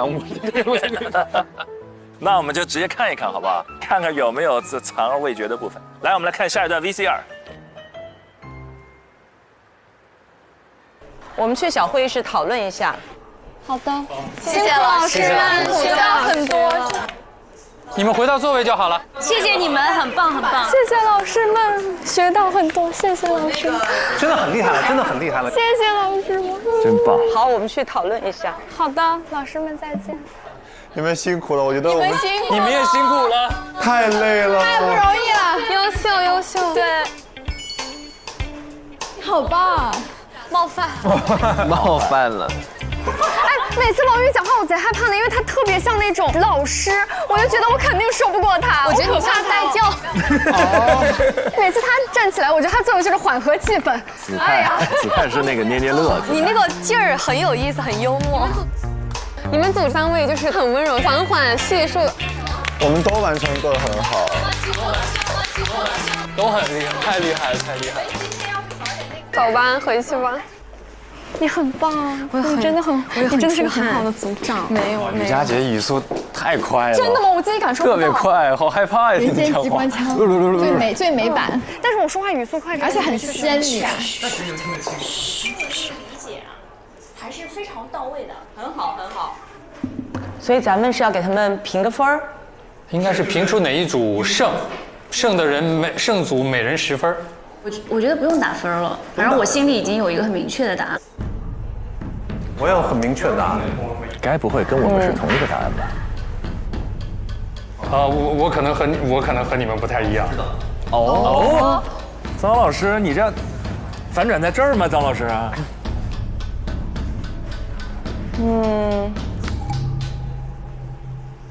我说一下我的想法，我多少是偏捏捏乐的。庞征这一组，他们更多的给我看到像一个行业如何健康发展，我没有看到他给到我的一只扫腿舞背后的100亿市场。情绪多，经济少啊。我们讲的情绪经济的这块东西少了一点，但反过来这2个对比的话，张诗雯那一组，无论是到义乌去，他的这种国际国内市场的影响，他在这一块做的是比较好的，更符合我们最开始给到情绪经济这4个字的要求。我坚定地认为扫腿舞更好一点。捏捏乐这一组最大的问题在于，我总觉得他们在变换注意力，就是他们关注的点不停地在变。先说了背景，然后开始聚焦这个捏捏乐的质量问题，然后从捏捏乐质量问题又转换到了情绪经济的展望问题，最后落脚点在于正视情绪问题，注重心理健康。所以我刚才一直在突出，你们到底要说什么，我不知道。而反观扫腿舞这一边，张希觉得关于100亿市场那部分内容不够，可能是因为他们在这个稿件当中没有体现出来，但完全可以在他们背景和专家对谈当中把这部分内容补充进去。他俩怎么开始辩论？就是2个开辩了。当然我知道老百的概念可能觉得他们整体结构有点乱，但我觉得总体还可以。它实际上几块内容也是比较清晰的。第1块现象，第2块经济，第3块测评，第4块的实际它更多的是回到大众社会心态的这个层面。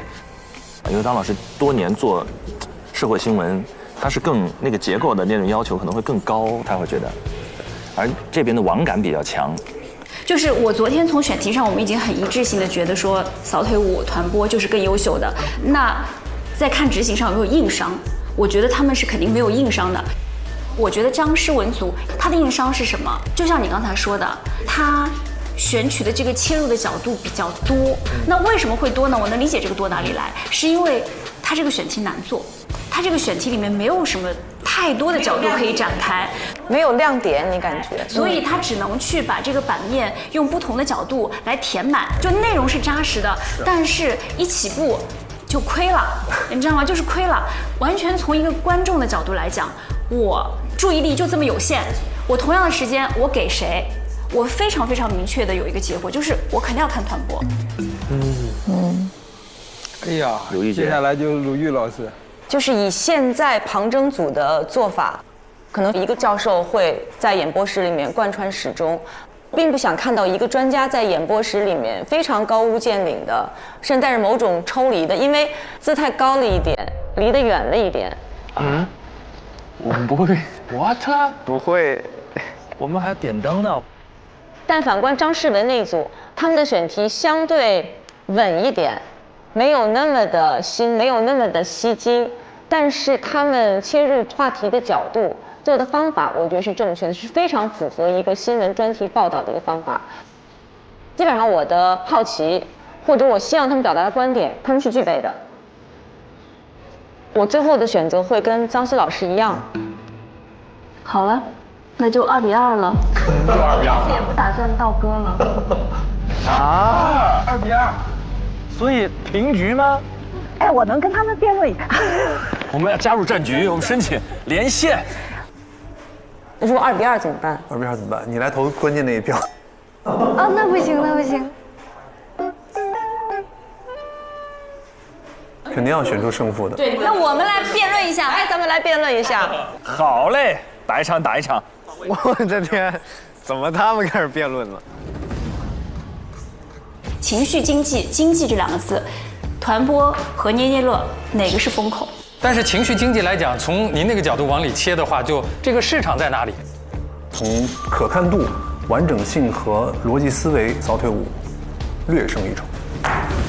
漂亮，这立论稳的。扫腿舞的选题切入点是好的，但是手法我觉得是不对的。薛兆丰这件事情我也不认同，对吧？我觉得他在布局当中呢，肯定是有他的问题的，但是他都想到了。我觉得想到了，你是指？就他想到了要去外采，他希望通过就是当事人的观点去弥补专家的不足。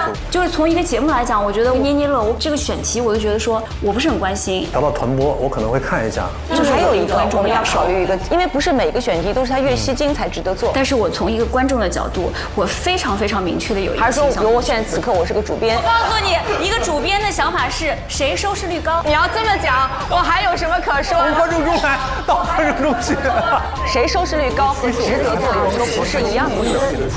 比如说我们可能我们的角度想一个行业和这一4个主持人辩论吗？好看，我的天！哇哦哇哦哇哦！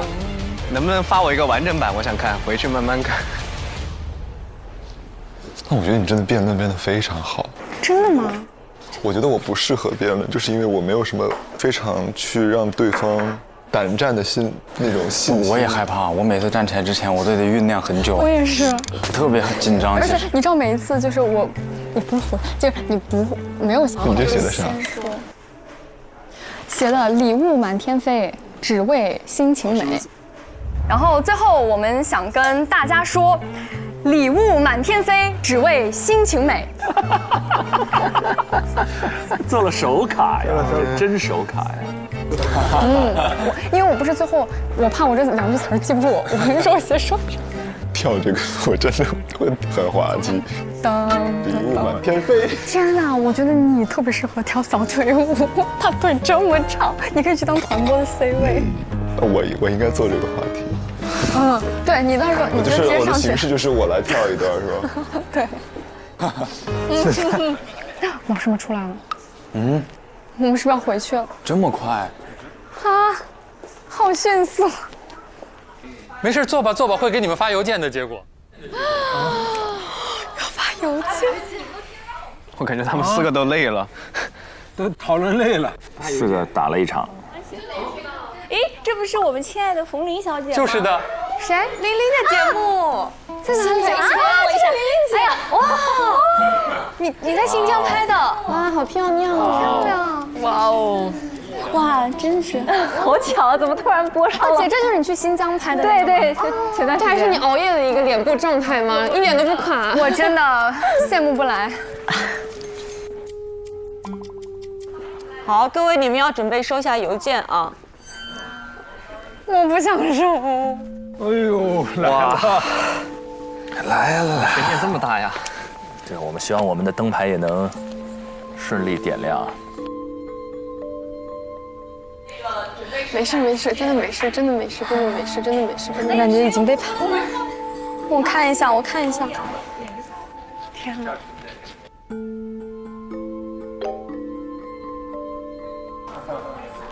天哪，没事儿，我真的没事儿。我忘了把我的那个笔放在哪儿了。咋回事啊？我觉得我们挺好的呀。没事儿，我是想找一下我的笔。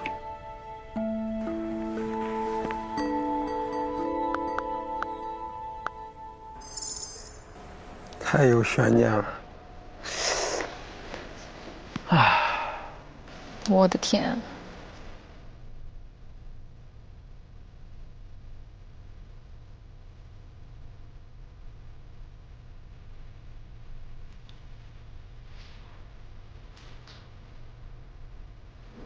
这整的老紧张了，我都不敢看。我还在登邮箱。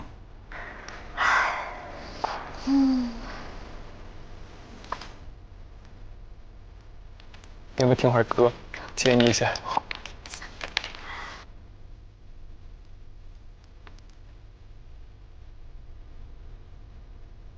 我觉得我可以不拿，但是我的队员必须得要拿到，因为这不关乎于我一个人的事情。而且我觉得他们需要已经第2个题了，必须得要有了。哎呀，可是谁不是这么想的？诗文也这么想啊。是的。我们肯定能赢。我们4个在一起就只有一个字，就是赢字。太想赢了。太想赢了。哦，对，如果诗文这一组输了，他们只有他们队的3位队员是0分了。对。那边也是呀，一样的呀。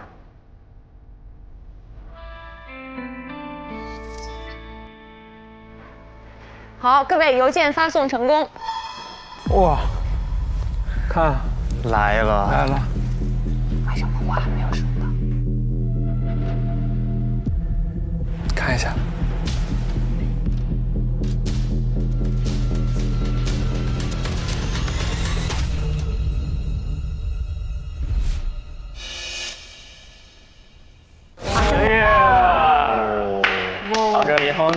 掌声是给我们自己的，猜测正确。我们的第2盏灯即将点亮了，恭喜你们！啊，已经出了。对。在哪里？哦，有分哎。玉宁10分，雨佳10分。啊，长舒一口气。好棒！朗朗10分。哇哦，遥遥领先啊！就我觉得团播这件事情，它是一个趋势，而且它正在上升阶段趋势，它的关注度是几何式增长的。这种新兴的业态，那么我们如果可以通过新闻节目引起更多人的注意，包括监管的注意，可以在这个产业早期发展过程当中，尽快的矫正它的一些错误和走偏的地方，其实具有更大的社会意义。我被说服了，那个我背叛了高老师。是老百姓的一个渠道，上升渠道是有上升空间的，但同时这个产业它背后有各种各样的问题，有各种各样的问题跟风险，你怎么管不管？对，它的确是值得讲述的。对，真好。所以这个是。哇，好暖的这一下。我现在好想看。那边那个组的状态。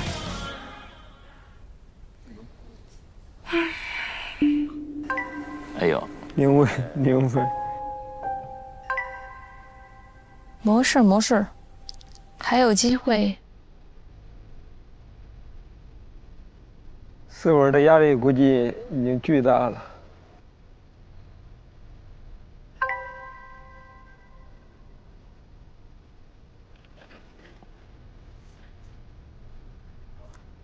天哪！哎呀！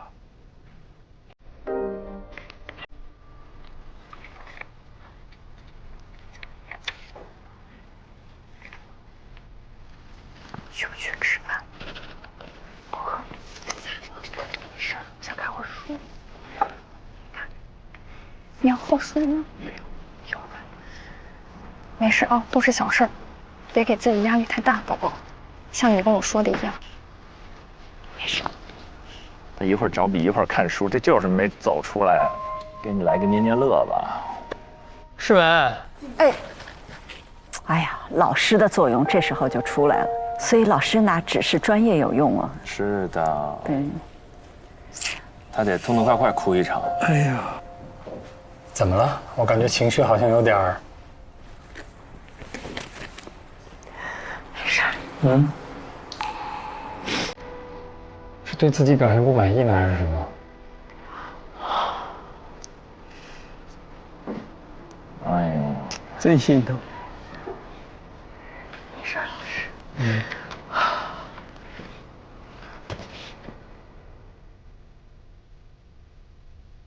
还是说当队长压力太大了？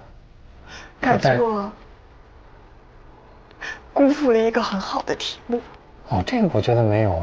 刚才我们也讨论的时候，觉得你们8个人都很好。实话讲，我挺重视这种机会的，感觉之前确实没什么机会真的往前面站，但是一旦站到这儿，发现自己才不配位，才是最恐惧的。我以为我做的积累足够多了，但是发现永远不够。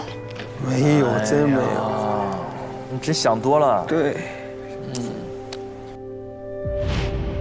我其实从大1开始，我就一直想去尝试各种机会，就哪怕只是一个社团举行的小活动、小型的舞台，我也去报名，我也去试。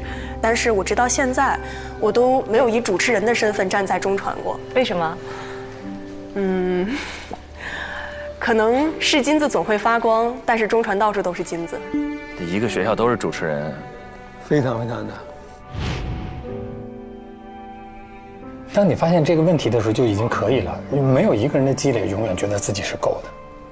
我不相信有一个人敢站在任何人的面前说，我现在的能力能够抵挡住所有的事情，我目前的积累可以解决所有的问题，这个不可能的。我觉得他就是需要认同。是。走，我跟你说说去。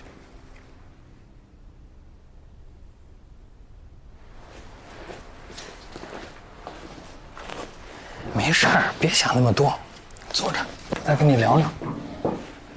哎呀，感觉我们组员都挺好的，有点辜负他们信任，也感觉挺辜负对新闻的审美的。第一个我觉着啊，每个人只要一起做这件事，好好做就可以了。有的时候未必真的要一定胜了才是最好的那一个。任何一个老师或者任何一个人都不会把一次的输赢作为评判你的标准。今天在现场的表现，我觉得每个人都有目共睹，这种能力、状态，无论是组织能力还是业务能力，只是你可能给你自己压力太大了。我觉得作为一个队长，没有让这个队获胜，就感觉自己辜负了大家。就想得第一，这个是好事。但如果得不到第一，自己要随时随地想到得不到第一怎么办？赢不了怎么办？赢不了，以后可能是你的常态。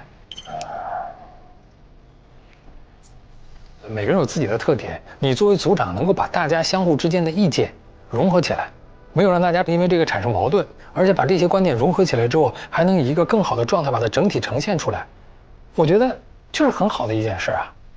所以我觉得你无论从你组长的角度来讲，还是从你个人的角度来讲，你都达到要求，而且做的都非常好。几位老师今天也说了，今天你们8个人表现都非常好，都超出我们的预期。可能对我来说，我对于事业的所有感觉就是常怀愧疚吧，总有一种德不配位的担心。这种担心是可以的，但不能让这种担心困住自己。你现在有点困住自己了。常怀愧疚多累啊！这句话挺感人的，但是太累了。所以你现在可以拿这个捏捏乐去捏一捏，可能对你更有帮助。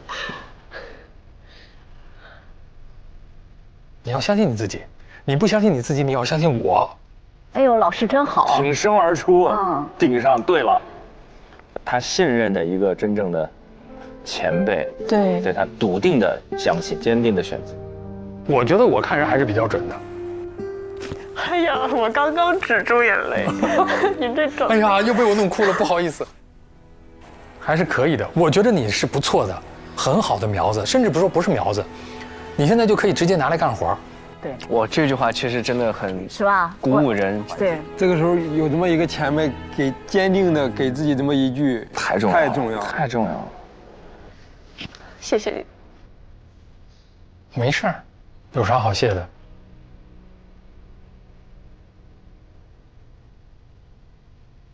没事，想哭就哭也没关系，可能哭着就舒服就好了。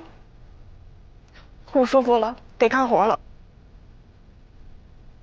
对呀，哭舒服了就得干活了。别瞎想了啊，好吧，自己想想。好，我回去了，拜拜。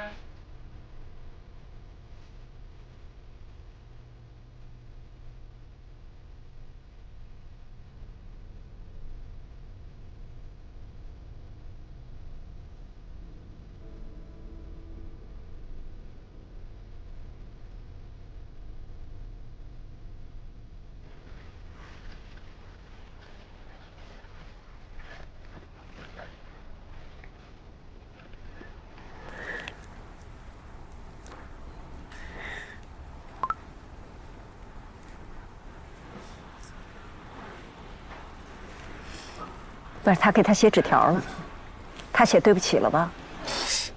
不至于。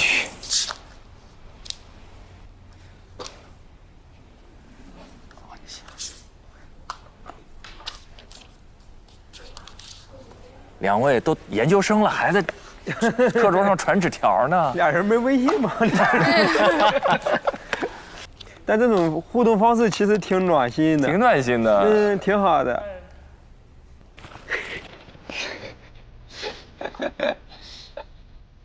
话糙理不糙，这话也太糙。多糙！多糙呀！我也好奇多糙呀，这个话。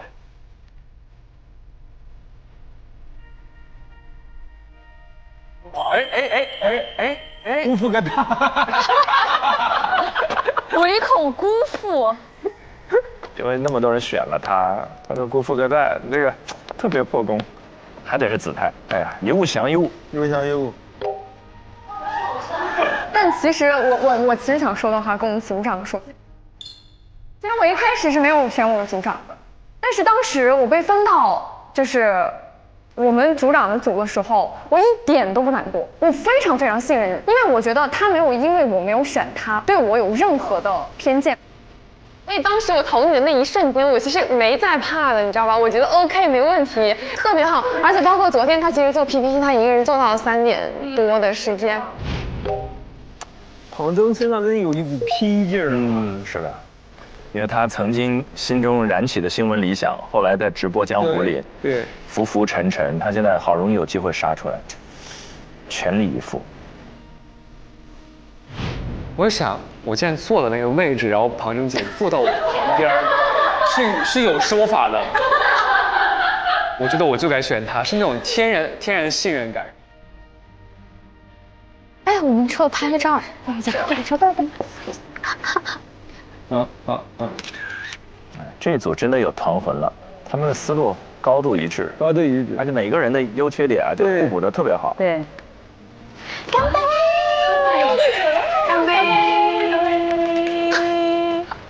请幸福就是享受。对，感恩我们的队员们，感恩每一个人，耶！相信自己的感觉，就是你们内心此刻关注的，可能就是当下有人关注的，就不要被今天给打倒。这就是个考核，就今天你们真的所有人的表现已经惊艳到我们了。做电视的好处就是什么？我们改错的机会是很快的。我这一期节目被人骂了，没事儿，很快还有下一期，赶紧收。好。吴毅老师真好呀。对。我得走了，然后我过2天得出差，所以我得到29号才能够再回来。我今天没有时间跟你们交流，没关系，我等下次跟你们交流，好吧？好，我得出差，好，29号再见。辛苦了，老师，辛苦老师，很棒，今天做的，谢谢老师，再见。今天做的不错，很棒，很好的想法，谢谢，拜拜，老师，拜拜。我们待会儿一起去吃火锅吧。我们一起去吃火锅吧，去吃个饭吧，好不好？去吃饭吧，吃饭。咱们也一会儿去吃个火锅，瓜子儿、小火锅什么的摆着。我们自拍着吗？快往后面躲。 3、2、1，茄子。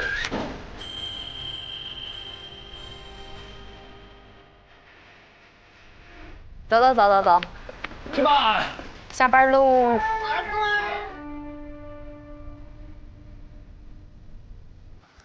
好嘞，首先我觉得咱们可以把掌声送给一下我们自己，非常厉害。哎，超越可能还不知道，超越的右后方有我们的热爱灯牌，最下面一盏灯是我们上一期成功猜对的奖赏。然后，如果我们这一整季节目10期当中有7盏灯被点亮，我们可以寄所隐藏的福利大礼包。现在还不知道那个福利大礼包是啥哈？还不知道，确实还不知道。那刚才这一轮，其实大家情绪上也非常起伏，因为实习生们，尤其是2个 team leader 啊，2个队长，好像诗文的情绪压力会比较大。对，先后一个是臧希老师，一个是他子泰师弟，对，帮助他从这个情绪的泥潭里走出来。你们看完之后什么感想？我就觉得诗文可能对自己的要求可能高了一点，这个压力给到这么大的时候，可能心态会有些失衡。对于这个结果，他的接受度就没有这么高了。但是就像庞真一样说，我们是一个 team， 然后我虽然叫队长，但我不是队长，我只是负责帮大家整合意见，然后听听大家想法，然后这样是一个合作伙伴的角度去出发。所以对于胜负，我觉得他的心态会更加的平衡一点。你平时生活中是不是没有什么那种低落时刻或者哭泣时刻？因为我感觉你的情绪的自洽能力非常强。我确实不太让自己丧的那种状态，我不太喜欢。就当我碰到这种丧的时候，我会马上去找让我开心的事情。情绪稳定型，他情绪太稳定了，是吗？真的，我的情绪都需要他来稳定。大家都说我情绪稳定，但我有些情绪子琪会把我疏导，所以说他情绪还属于那种稳定的。他上一次帮你疏导情绪是？对，就昨天。你昨天咋了？你遇到的问题是？没有，我就是财不配位。我遇到的问题跟思维是一样的。你为啥财不配位？或者你为啥有这种感觉？因为他这一次比赛也是输了嘛，志成心里有点觉得失落。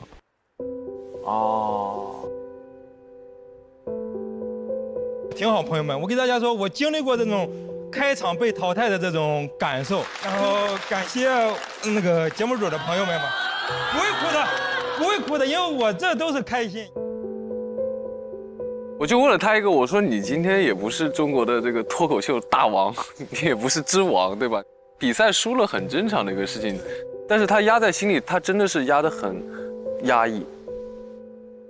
所以你觉得是自己没表现好，还是评分不公平？就不是，那评分肯定是公平的，评分锐评。因为评分也是鲁豫老师评的，那肯定是公平的，肯定是公平的。其实就是属于那种情绪，就是相信自己能做好的一件事情，但你发现你用了很多力气，用尽了全力，你发现还是没做好。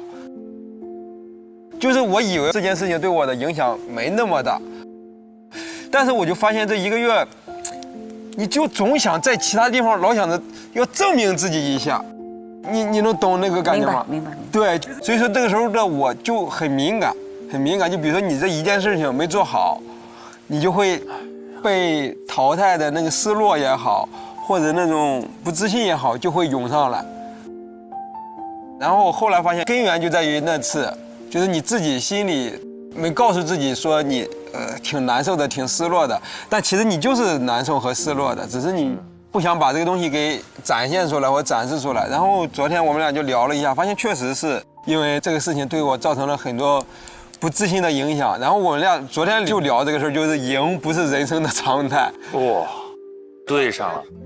对，我们俩昨天就聊这个事儿，说就是肯定会输呀，但是你不能因为这个输而影响到你的人生。就是你的人生有很多方面，你的人生有很多比赛，你的人生有很多的东西是不一样的。这个事情可能脱口秀就代表脱口秀，它没法代表其他东西。你承认我在这个事情上输了就好了。哎，那个志胜，你知道吗？在我看来，其实，在综艺节目里，你这个角色几乎无可替代。哎，可别的，真的。哎，你有没有想过，一个人对吧？然后又幽默，又有亲和力，然后又有辨识度，然后还有智慧。然后你把这几件事情，然后综合一下，你会发现说，其实很少。你再琢磨，有第二个徐志胜吗？确实不多。肯定是有。但确实是，就是今天就看这个就更有感触了。赢不是人生的常态，还是要接受失败，接受失落，然后再出发呗。是的，就像诗文刚才那句话，他说，其实我感受到了这种书之后所带来的这种反思成长，包括他跟所有的老师去聊天，跟臧希老师聊天，跟他的子泰的师弟聊天，这个整个过程当中，他那种成长速度会是非常快的。他不断的复盘，他反思。子泰那个话可太糙了，太糙了。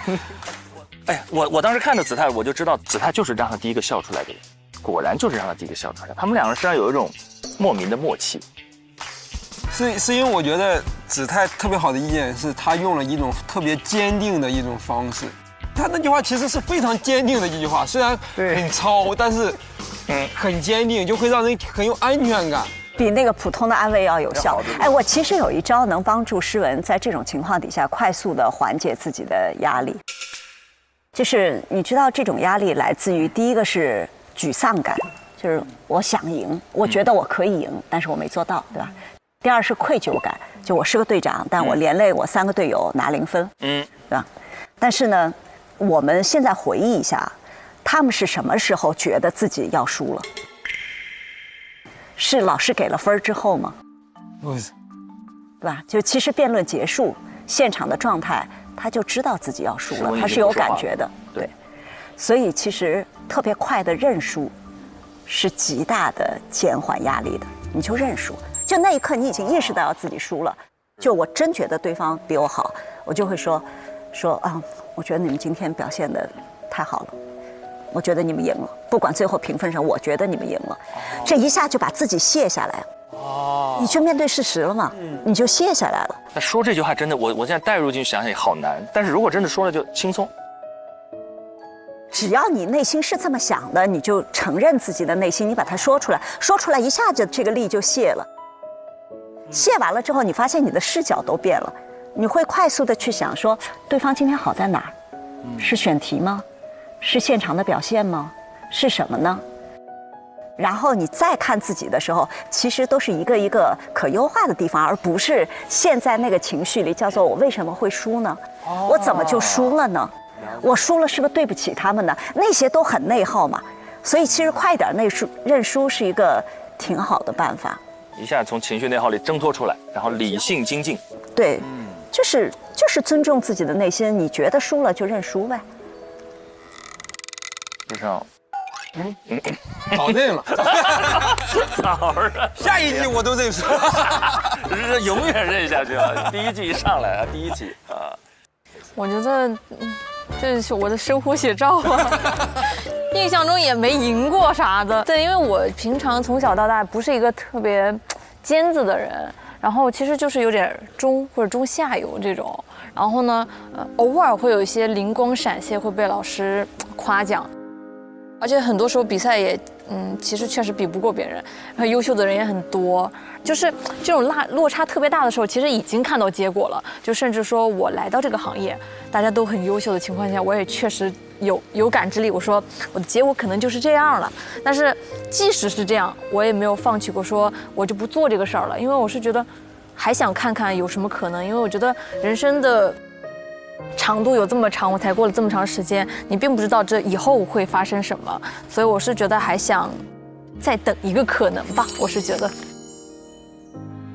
会有的。接下来就到了我们的点灯时刻，这一期节目，恭喜我们加油团推理成功。接下来，让我们请百事酷宝为我们点亮本季第2个渴望灯牌。辛苦酷宝了。哇！感谢酷宝。那到了这里呢，今天这一期节目的所有 VCR 的部分我们已经观看完毕了。今天是压力很大的一天。分组的这种4v4的 PK， 一般在我们 offer 我印象中第2期经常会遇上。它有一个非常重要的任务，就是凝聚团魂。对。而且基本上在这场比赛打完之后，我都会听到一个词：火锅。就这天晚这全林老师的最爱，是吧？我们也希望下一期我们这里会有。好的。火锅为什么会出现？火锅是一种象征，它不是西餐那种分餐制，它也不是点很多菜我们每个人夹，它不是，它是一口大锅，所有人的筷子在里面吃，那是一种切近，那是一种烟雾缭绕，那是一种真正大家能交心。别再说了，更饿。饿了吧，全林老师？所以伴随着我们的实习生们一起在今天压力巨大的 PK 之后吃着火锅。我们也希望我们能迎来我们加油团的火锅时刻了。当然，吃火锅的时候有一个东西是一定不能错过的，是什么呢？渴望就可能，心动就发生。本节目由酷爽带感点燃无限渴望的百事可乐冠名播出。谢谢百事可乐，也谢谢所有的实习生，谢谢我们的4位带教老师，也谢谢加油团的6位朋友们，谢谢各位，我们下期见，拜拜，拜拜，拜拜，拜拜。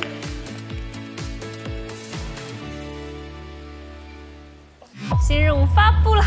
这次2025世界人工智能大会 ，SMG 东方卫视会全程参与报道，4个小时的直播板块交给你们。这就是实战。是否会有可以接受我们采访的人？这样你们自己去找，所有的都是你们自己来准备。毫无头绪，没有太多想法，太难了，完全是一场实战。这个类型的直播就是非常考验你们的综合能力的，你们还要考虑到摄像，考虑到走位，考虑到编排，方方面面，直播难度太大了。玩真的。我们是那个汤总推荐过来的。这个是我的名片，您会存？我加你个微信好不好？我姐是人脉网。非常好吃，非常好吃，为什么不给我拿一个勺子？就活人感极强。给我送咖啡。还有互动。如果这一天的24个小时，机器人陪我们过，到底可以怎么过 ？AI 其实已经从各个不同的方面融入到了我们的生活。做了功课。哇，这2个真的强。你好，我是仿生机器人瑜伽。帅。我特别想去骑这个狗，这个体验很深度。他们还是有创意啊。我们是琳琅满目。我是金龟子。是那帕帕。这个是升腾384超节点。他说真的把这个讲清楚，真的很厉害了。哇，这个应该怎么说呀？我觉得我们讲不明白。不要改了，不要改了。就我觉得我怎么做你都会觉得有问题，出了点意外。打不通不接电话。完了。他要去找那个交接地点，现在已经超时了哎，他们怎么会犯这种错误呢？看不下去了。总体感觉我觉得很急，完全是在整蛊我们，一定要造出点什么事故和意外来。快，还有2分钟。所有人把你们的弦拎起来，这是一场正式的直播，是一个非常严肃的新闻工作。你们说的每一个字，你们下的每一个观点，都会被无限放大。渴望就可能，心动就发生。本节目由酷爽带感点燃无限渴望的百事可乐冠名播出。鸿蒙折叠电脑13英寸便携18英寸大屏，折展之间体验非凡。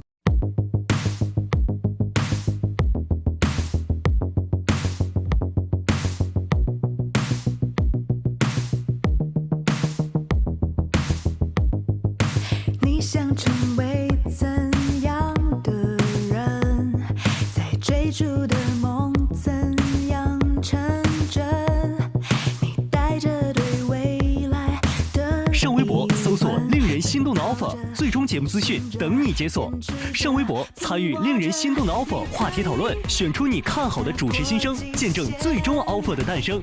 上微博带话题令人心动的 offer， 分享出面篇名场面。